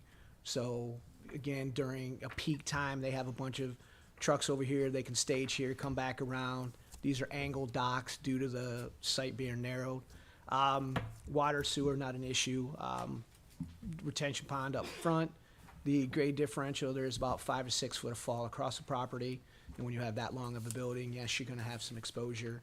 But again, everything is, set up ADA compliant, and we've looked at the slopes and stuff for tractor trailers and stuff accessing the public roadway, so we should not have any issues there. So I just have a quick question on, you mentioned that there is a business in town that's operating and they need additional warehouse capacity. So it sounds like this is kind of supporting another local business. To my knowledge, yes. Dan, you got a detention pond here. And there's a drainage ditch here. Does this water, as it's letting out slowly, does it end up going back to here, or is it going a different direction into? It will not go back into here. I Okay. mean, this storm sewer does tie into the storm sewer that comes over here. However, this is a relatively larger drainage swale. So again, our pond will go into there. We're actually reducing the outlet significantly going into it just by virtue of the way the EPA and the city requirements are for storm drainage. So this should not have any impact on this pond. I was fortunate enough to be able to develop, do all the drainage over here in that particular development as well.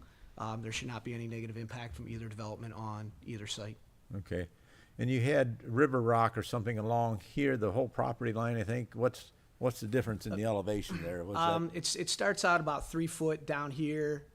We're back to level here, and again, it's about 2 to 3 foot there. So again, since our site is severe slope and we're leveling it all out, we're gonna have transition Okay. areas. Yeah. So rather than trying to do some type of turf or something like that, maintenance-wise, it was just easier to go ahead and use more of a rock to stabilize the bank, the transitions from the, at the property line. Okay. Do they have a drainage ditch on this other property? Yeah, going- there's a drainage ditch on this property here that goes out. I think there's a catch basin here that kind of goes. There are easements and stuff up in here. So again, we are not draining onto their property. They're not draining onto ours. We're maintaining all of ours. We do have some storm sewer system on both sides of the building that drain up into our pond. Right, yep. Okay. I didn't see photometric plan. Is there any outdoor lighting going to be part of this? We do have some outdoor lighting. The west side, and I can provide that. It was something that was did not get submitted with the package. Okay. The west side here is going to be wall packs. Okay. And again, the foot candle at the right of way is 0. We will have some pole lights as well as wall packs on the east side. But again, they're going to be directed onto the Directed property. to the property. And Okay. with the commercial use or the industrial use side by side, we're going to have a little spillover, but again, it's all directed this way. So it will not be negative, and and again, it might just add a little additional lighting at the property line. Okay. Thanks. Dan, you mentioned the capacity of this with the truck docks and truck traffic along there's growing. So we talk about stacking and whatnot. Without disclosing things like hours of operation, is this a 24-hour? 22 docks is not compared to some. It's not significant. However, Typically not 24 hours, but Okay. you may get a straggler in there at the Okay. end. Is that correct? Yeah. okay. Was there anyone else in the public that wanted to speak for or against this item? Okay. Any other questions, comments? Matt, would you like to say something? There was a meeting with the applicant, and he just wanted to show his support for the widening of the city's proposed plan to widen County Road 99 with a gradual curve. At 212, 236, Yes. that interchange? Yes. He wanted to state his broad support of that and how important that is for the community. So I just wanted to pass those thoughts along. Thank you. It narrows like right to the east of that driveway, correct? Yeah. I'd make a motion to approve. I'll second. All right, I heard a motion and a second. I am gonna just add the note, if it's okay with both of you, that the photometric plan be provided to Yes, staff as yes. well. All right, any other discussion? Hearing none. Jacob, when you're ready. Mr. Trombley. Aye. Ms. Schroeder. Aye. Mr. Klinger. Aye. Mayor Maron. Aye. Mr. Martin. Aye. Thank you very much. Thank Thanks. you. Don't go away. All right. I'm gonna go to the side on this one. Item number 8, application for site plan review SP-10-2024 filed by Young Men's Christian Association for redevelopment of the Findlay YMCA at 300 East Lincoln Street. CPC staff comments.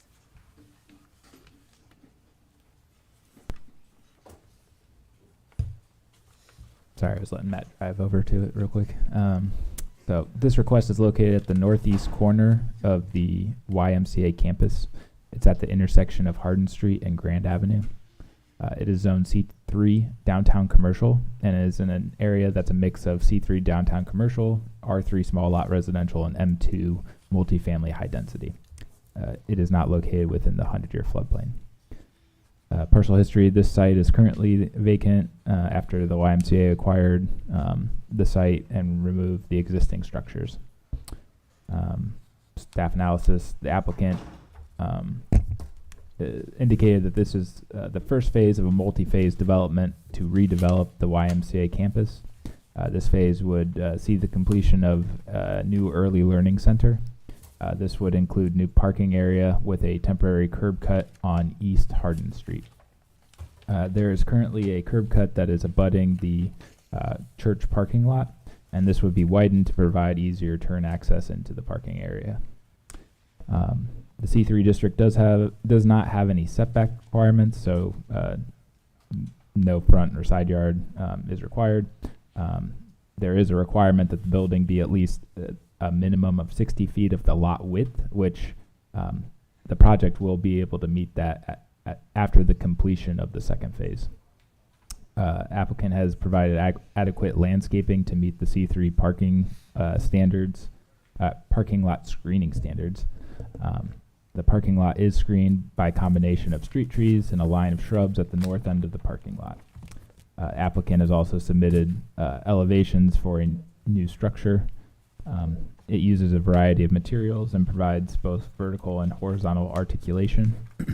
Since the site is located within the Downtown Design and Review District, they need to receive a they needed to receive a certificate of appropriateness from the Design Review Board regarding the aesthetic and material. Matt indicated to me that they met last night and were given approval. So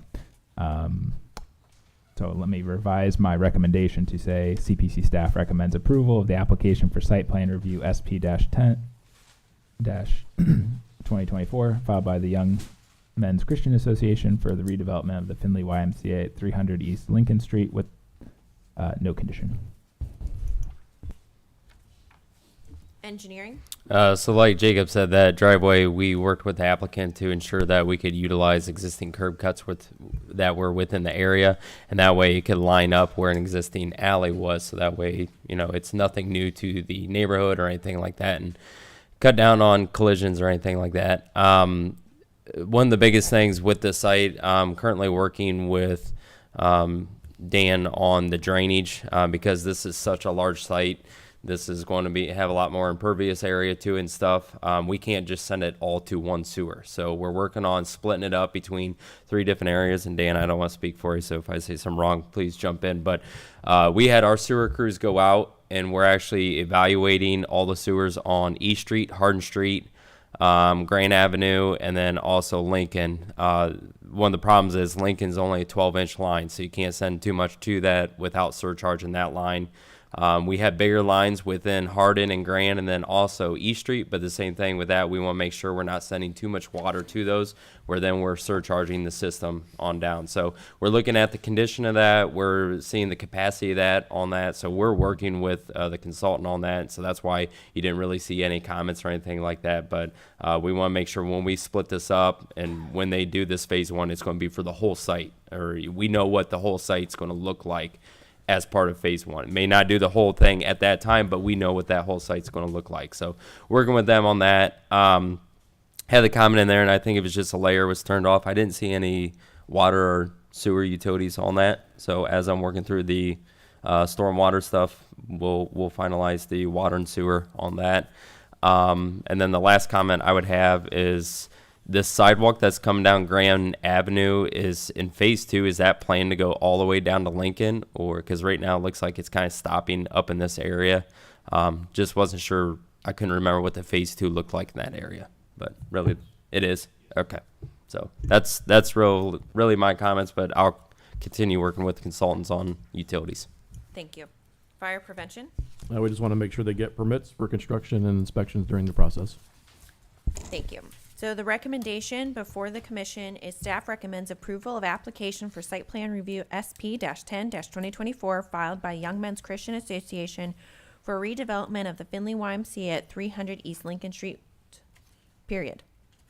Since there's not a condition anymore, since that already occurred. Discussion. We have the applicants here to speak on this item.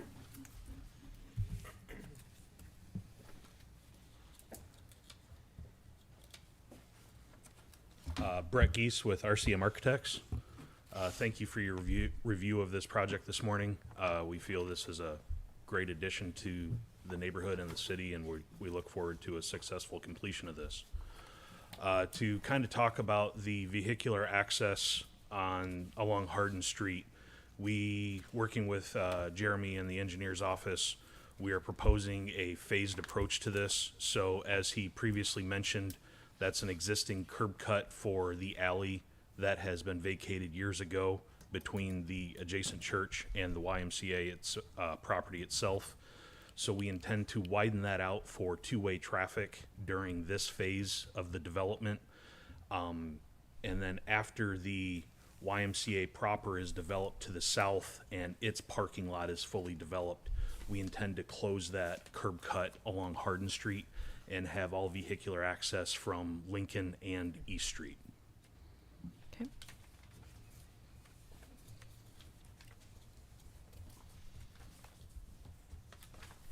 Questions? Yeah. Leave that open for questions. What's your construction timeline or your phase timeline for the different pieces of it? Right now, we are looking at breaking ground, but late July, early August of this summer. We anticipate about an 18-month construction window. So we would be wrapping up construction, call it late 25, maybe January of 26, depending on how everything goes.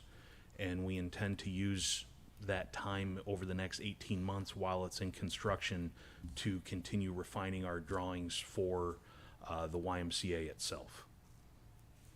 I do not have a timetable for when that would break ground or its construction window. Okay, that's helpful.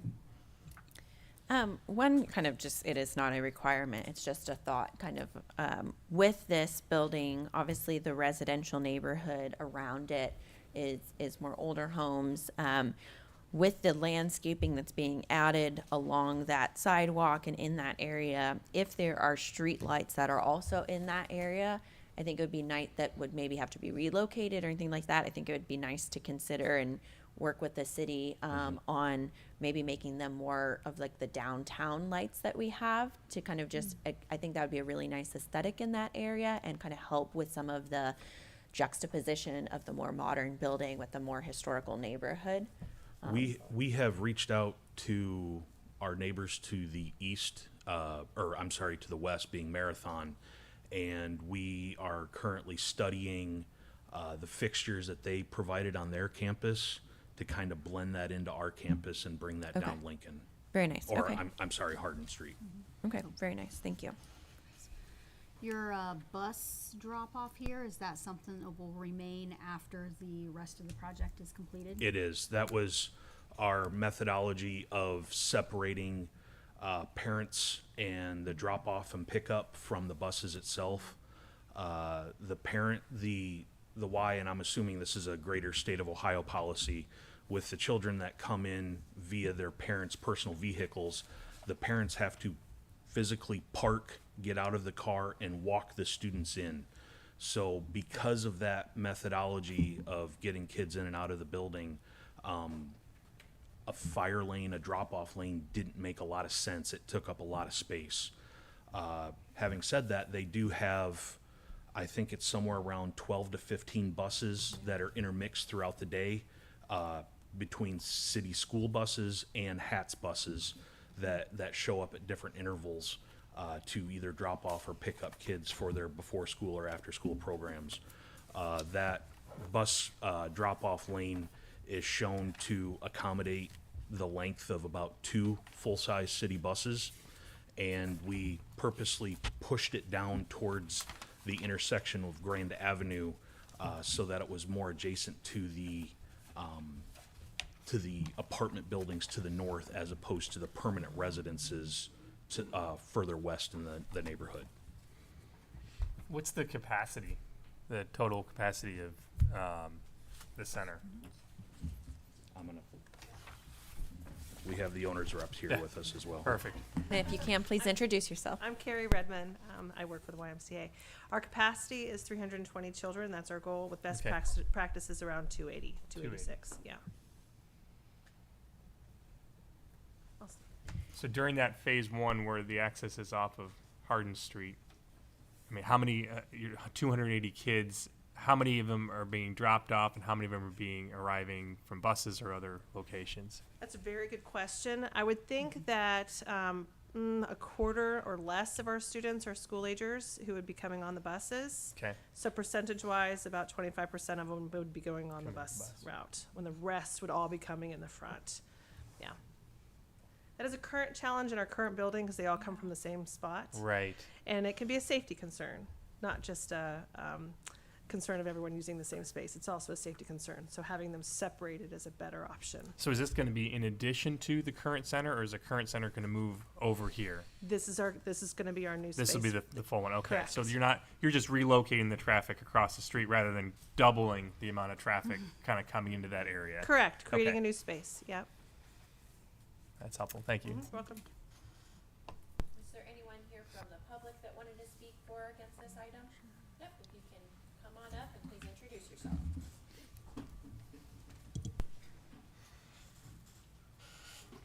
Good morning. I'm Michael Tharp. I live on East Hardin Street, on the alley that they intend to widen down for their access to the parking.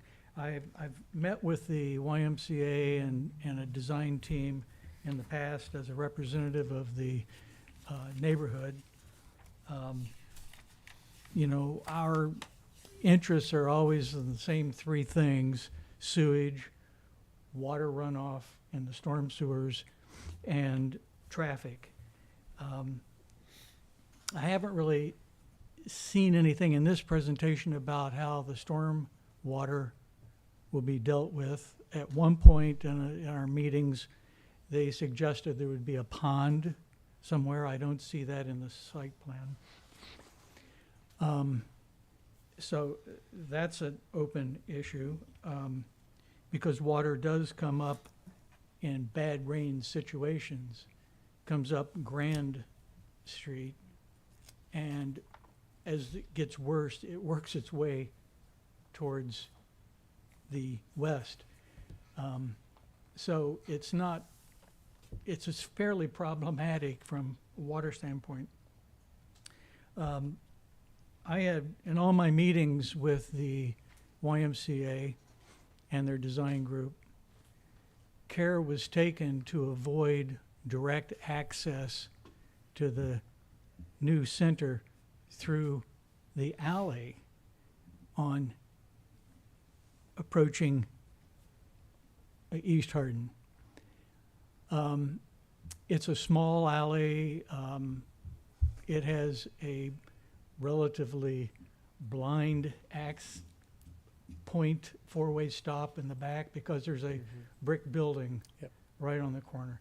This is a very old area. My house is built in 1855. So it's part of the original Parley and Squire Carlin addition.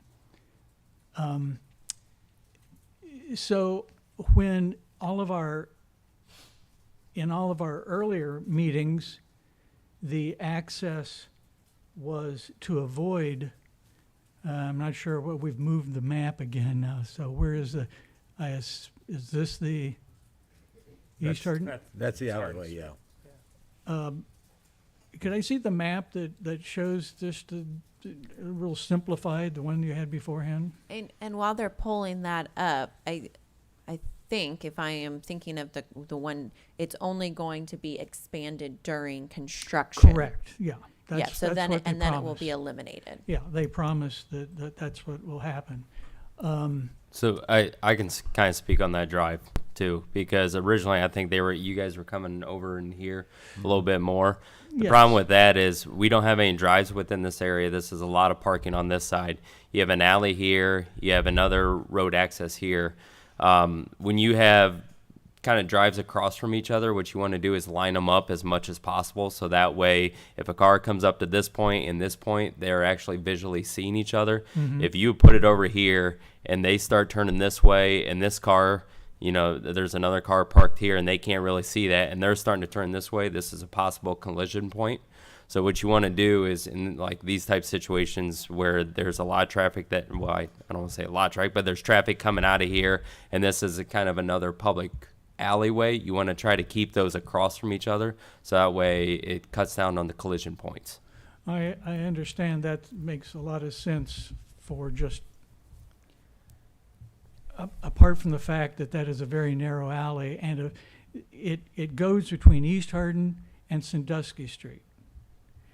And if people want to make a shortcut, they're going to go from Sandusky to East Hardin along that alley. In all the years that I've lived there, which is 35 or more years, there's only been one accident at that corner. And that one accident was just someone who didn't slow down enough to see that there was a car behind the brick building coming up. Now, since then, there's been a four-way stop put in there. And we've had no problems because it's obviously a tricky intersection. And people are very aware of that, and they slow down by and large. We've lived through the marathon extensions to their parking garages, in which East Hardin turned into a major access route. So we know what can happen when all of a sudden traffic is, pushed into that area.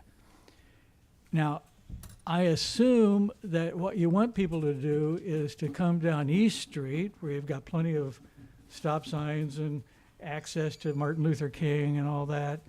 People coming up Sandusky Street would turn to the left and come into, I know in the future planning, would come into either East Street or Lincoln Street. But in the short term, short term meaning probably 5-6 years, because this is going to be in place until the full Y is built. So we're looking at quite a long time where people are going to be using this. How do you intend to help people to use, since you've made it so obvious that the alley goes here and wow, there we are, how do you intend to, without disturbing the normal alley traffic that for the people who live in the neighborhood, how do you intend to control that flow? I mean, you can't really dissuade people from doing that without affecting everybody else in the neighborhood. And what had originally been suggested by me in a meeting, and is if this alley came down and then you had to turn into, well, I'm looking at the wrong map here. If you had to slow down enough, I guess I'm looking for the map of the,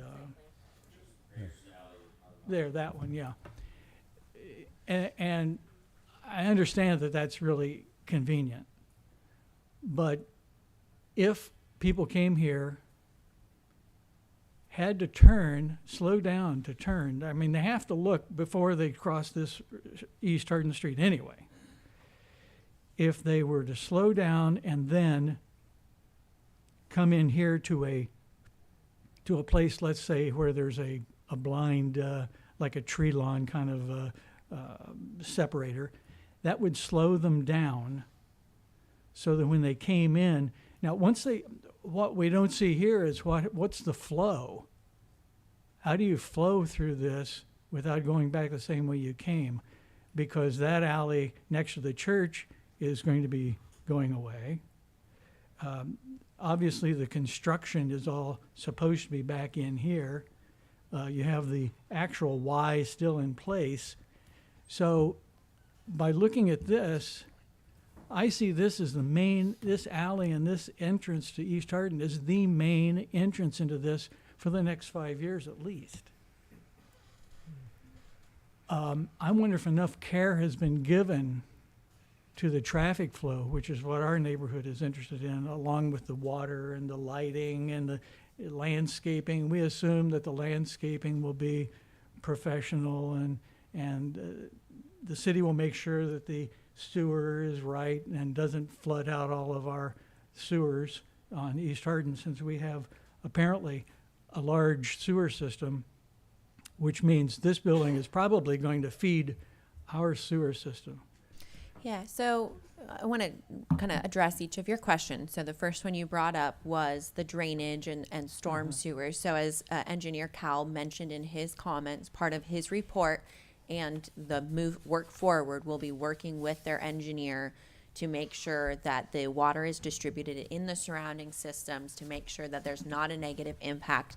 And really what we have seen over the last probably at least the last 6 years, I'll speak for the period of time I've been in office, when we do projects where there are modifications made to older drainage systems, it actually has helped with the water and stormwater runoff in the areas because we're improving it to the new standards. I thought the city would probably try to do the run. I mean, that's one of the first things, you know. What's your runoff? How's your sewer? You know, what are the utilities? And so I by faith, accept the fact that you guys will do the right thing there. Doesn't take away from my main concern. I think the concerns of people in this area here is if this is widened for entrance, that is East Hardin, and that alley is your entrance for the next 5-6 years. Have you taken enough concern into the? Yep, so I'll have the engineers and designers comment on that in a second. I want to hit on your other ones. The photometrics, we do have photometric requirements for properties when they're abutting residential, commercial to commercial, commercial to industrial. So they will have to submit a plan. And they have requirements, and I can't give you the specific stats. One candle power has to, before it leaves your property line. So that will be, enforced. And if we have issues down the road, we very frequently work with businesses to say, hey, it meets the plan, it meets the standards, but this light actually is kind of angled into somebody's window, and let's try to adjust it. So we certainly will do that. And then on the landscaping, they do have to provide a landscaping plan. They will have to provide that. And I know I've talked to them multiple times at making sure that they have good greenery, trying to get established trees along that area to make it more, of a residential, to make sure that they have that kind of buffer between, again, the more historic and the modern. So, Brett, if you could kind of talk on. I have one last question, if I may. It looks like this building comes up to the sidewalk. Is that right? Is there a green space from the building like a normal tree, houses are set back a certain district. Yep. Brett, can you kind of hit on all those things? Which one do you want me to start with? Whichever one you want. I have so in working with Jeremy and the engineer's office, this is the site drainage plan. So you can see that this is starting the network of inlet to inlet to inlet to inlet and working its way and up this existing alley, which these are the two apartment buildings here on the corner of Grand. This is one of the largest pipes available for us to connect to, which I think is a 24. It goes from a 24 and it upsizes to a 36 to eventually 42 pretty quick through there. So as part of our study, it's not just the early learning center in a vacuum. We also have to take into consideration the development of the Y and its parking down here where the existing Y is today. So you'll see that we have one phase of it that comes up to here and then goes north. We have another area over here, and what you will not see is this is proposed to be an underground detention area. So this is projected to be our service area, delivery area, utility connection, maintenance, all of the quote-unquote ugly stuff that no one wants to see is at the back of the house. And this is going to be under the pavement of that area and can withhold a large volume of stormwater in a very heavy rain event. And then eventually this is a metered outlet that all takes it up and gets back into the city system. You're not planning on paving this in phase one? As of right now, those are still fluid plans. We're Okay. still working through some of those details. Okay. But in the plan you guys submitted, you're asking for approval today. You're not planning on paving that as part of phase one? That is correct. Okay. And then a lot of this, which is not shown on this plan, starts looking at connections down to Lincoln and down to East Street. So we're breaking it up into multiple zones for that drainage, so we're just not impacting one area. To kind of touch on that, to my knowledge, we have never discussed a surface open retention or detention pond. The real estate, the parking, everything is so valuable in this area that we cannot set aside land for an open drainage ditch or an open drainage pond of some sort. That's why we're studying the underground storage in this area so that we can utilize that same area for multiple uses. Brett, will that underground storage, that'll be in phase one? Yes. But is it primarily going to pick up phase two drainage? There will be pieces and parts of the building that all go back to that area, yes.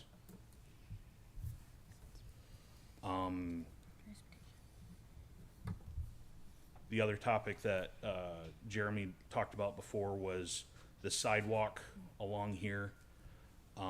This is what we heard through the planning process from a big picture standpoint of what do you desire in your YMCA? What are some pieces and parts you want to see? One of them was an outdoor walking path.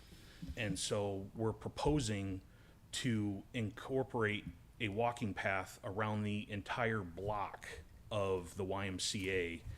And this is the first phase of it. So this would be an I didn't remember seeing the colored plot in the submittal. That was, I believe, was submitted to the design review Yeah. board, not the. They get the pretty picture. Right. Yeah, seriously. We had those discussions last night. That's not the purview of this meeting this morning. So this is starting with a 8 to 10 foot wide walking path that will come up and turn the corner. And this is what we have included in the phase right now. Eventually, we do want to take it down and around the church itself, and then connect up to the walking paths along Lincoln Street that are already there today. We're just going to touch up and take out or adjust the curb cuts as we need to, so it's a smooth pathway through there. I'm sorry, keep going. Go ahead. I wanted to have a conversation and just the traffic flow again. So I don't want to preempt if you want to still No, touch go on ahead. landscaping. Go ahead. 200 some cars a day kind of coming through this loop. I realize this is not showing the driveway here. This is will be the final plan. I'm concerned about that traffic flow and just wondering how does that compare to what you're doing today as far as the space that you're trying to put those cars through? I mean, that is going to have a lot of cars once you get there. You're good. There we go. So A lot of vehicles both coming in and exiting at the same location on Hardin Street, and that seems like a small area to route that many cars through. So we do in have a busy time of day. We do have markings on the pavement, I see that. as well as we'll probably provide some signage for that, trying to incorporate this as a one-way path in and a one-way path out. Right. Now, all of that will change obviously once the Y is developed and Sure. they're approaching the parking lot from a different angle. Not all of those kids come at the same time. They're staggered over a 2 to 3 hour period in the morning. Okay. So that helps lessen the demand for that parking at that time. Carrie, is there anything that? That's exactly what I was going to say. Our families arrive between about 6 a.m. to 9 in the morning, Okay. then sprinkle through until until 1 o'clock, and then they all come back between 2 and 6. So it's a wide, and we currently have, 10 spots for families, and they're not always full. Just to give you an idea, and we're currently at about a 200 capacity. So gives you an idea. I think it's not a stop. People aren't stuck getting in and out, if that makes sense. Where we are now. So you're at about 200 now. You'll be increasing that a little bit Correct. with the new center. Correct. Is this space bigger than your current parking lot that you're using? Much bigger. Much bigger? Okay. Mhm. Just trying to visualize how that's going to flow compared to what we see Yeah, today. like as I said, but you're not planning on any connections in that phase one with the existing parking lot. This will all be self-contained. Yeah, no, Okay. sir. Yeah, currently, as I said, we have about 10 spots within our little parking lot beside the Child Development Center and a couple spots in the front. And there's always a space or two open. Okay. Can we, would it make sense, and all you smart engineer people can tell me if this would be helpful, can we make that a right in, right out? I'm just thinking again, trying to not have kind of conflict points and distribute the folks coming in and out kind of across the roadway might be beneficial. I don't know, just a thought. Jeremy doesn't like it. All right, Jeremy, it's okay. You can say that's a terrible idea, Mary. Yeah, I thought about it, and that's what I'm drawing like some collision sketches over here on stuff. But I mean, the problem is now you're going to be shoving everyone on Hardin, forcing them to go right to Grand Avenue, which is a one-way towards Sandusky, which is already kind of a problem area where people try to shoot out, go across, and I just don't like. I would rather have them go back towards East Street if possible. I do just want to kind of follow up what Jeremy said. You know, Grand Avenue is one way going north. It is a lot narrower in the roadway. So if you're starting to force people over that way, you're going up to Sandusky where it's right at the railroad tracks. That is kind of an elevated rail at that point there. So you're introducing more of a safety issue at that point there. Or what's going to end up happening is somebody say, well, heck, I got to go back to Marathon. They're going to go south down Grand, and then you're going to have people just doing what they do. So I understand where you're coming from, trying to, if we had a better roadway system over, on Grand, I think it would be a great idea, but unfortunately, I think you're going to be introducing more of a safety issue on Grand than you would having them go back. And again, what Marathon did theirs, they improved East Street, so that intersection is a little bit wider. There's new walks, new ramps and everything there.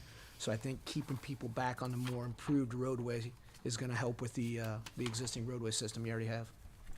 Thank you all. Appreciate your feedback on that. Was there anyone else that wanted to speak on this item? I know there's a couple other folks here. I'm not sure what all they're here for. Okay. I only had one other comment for you, and it was in your photometric plan, you're showing 1.6 at the property line. Yeah, So that'll that's get updated. Okay. We'll fix that. Cool. Thank you. Other questions or comments from staff or the commission? I don't know, I'm staring at those parking spots, and I know that's more than what they currently have in their current location. Is that meeting our, Matt, kind of a question for you? Never mind, I would withdraw my concern. What's that? No, nothing. Okay. That was on record.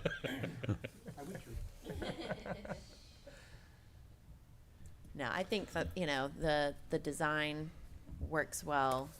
You know, there is green space. Again, I would just reiterate, you know, putting as much buffer. I think if there is opportunity to move it farther away from Hardin as much as possible, I would encourage you to move it as south as possible. I think right now we're approximately 16-ish feet from the right-of-way, which falls in line with the approximate common line of development of the former homes that were located there. Okay, very good.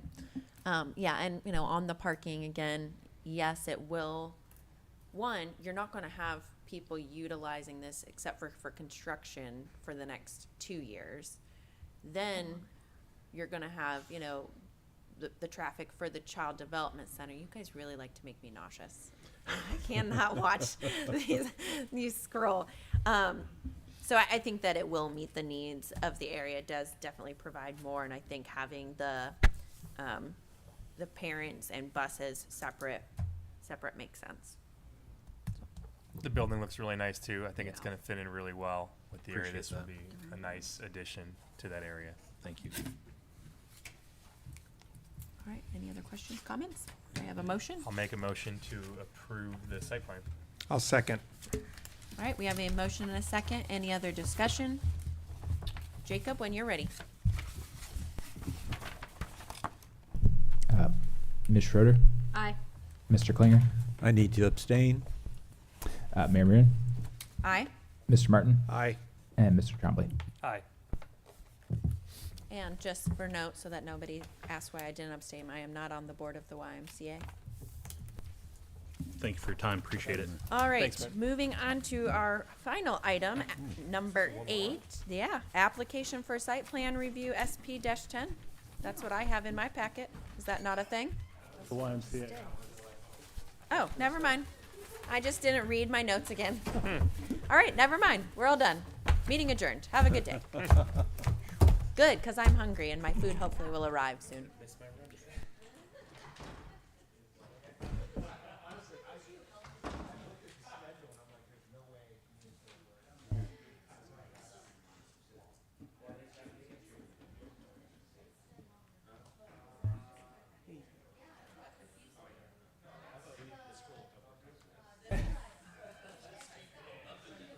Does it bother you?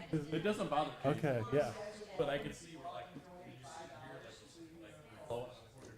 Then I'm controlling, so there's a connection.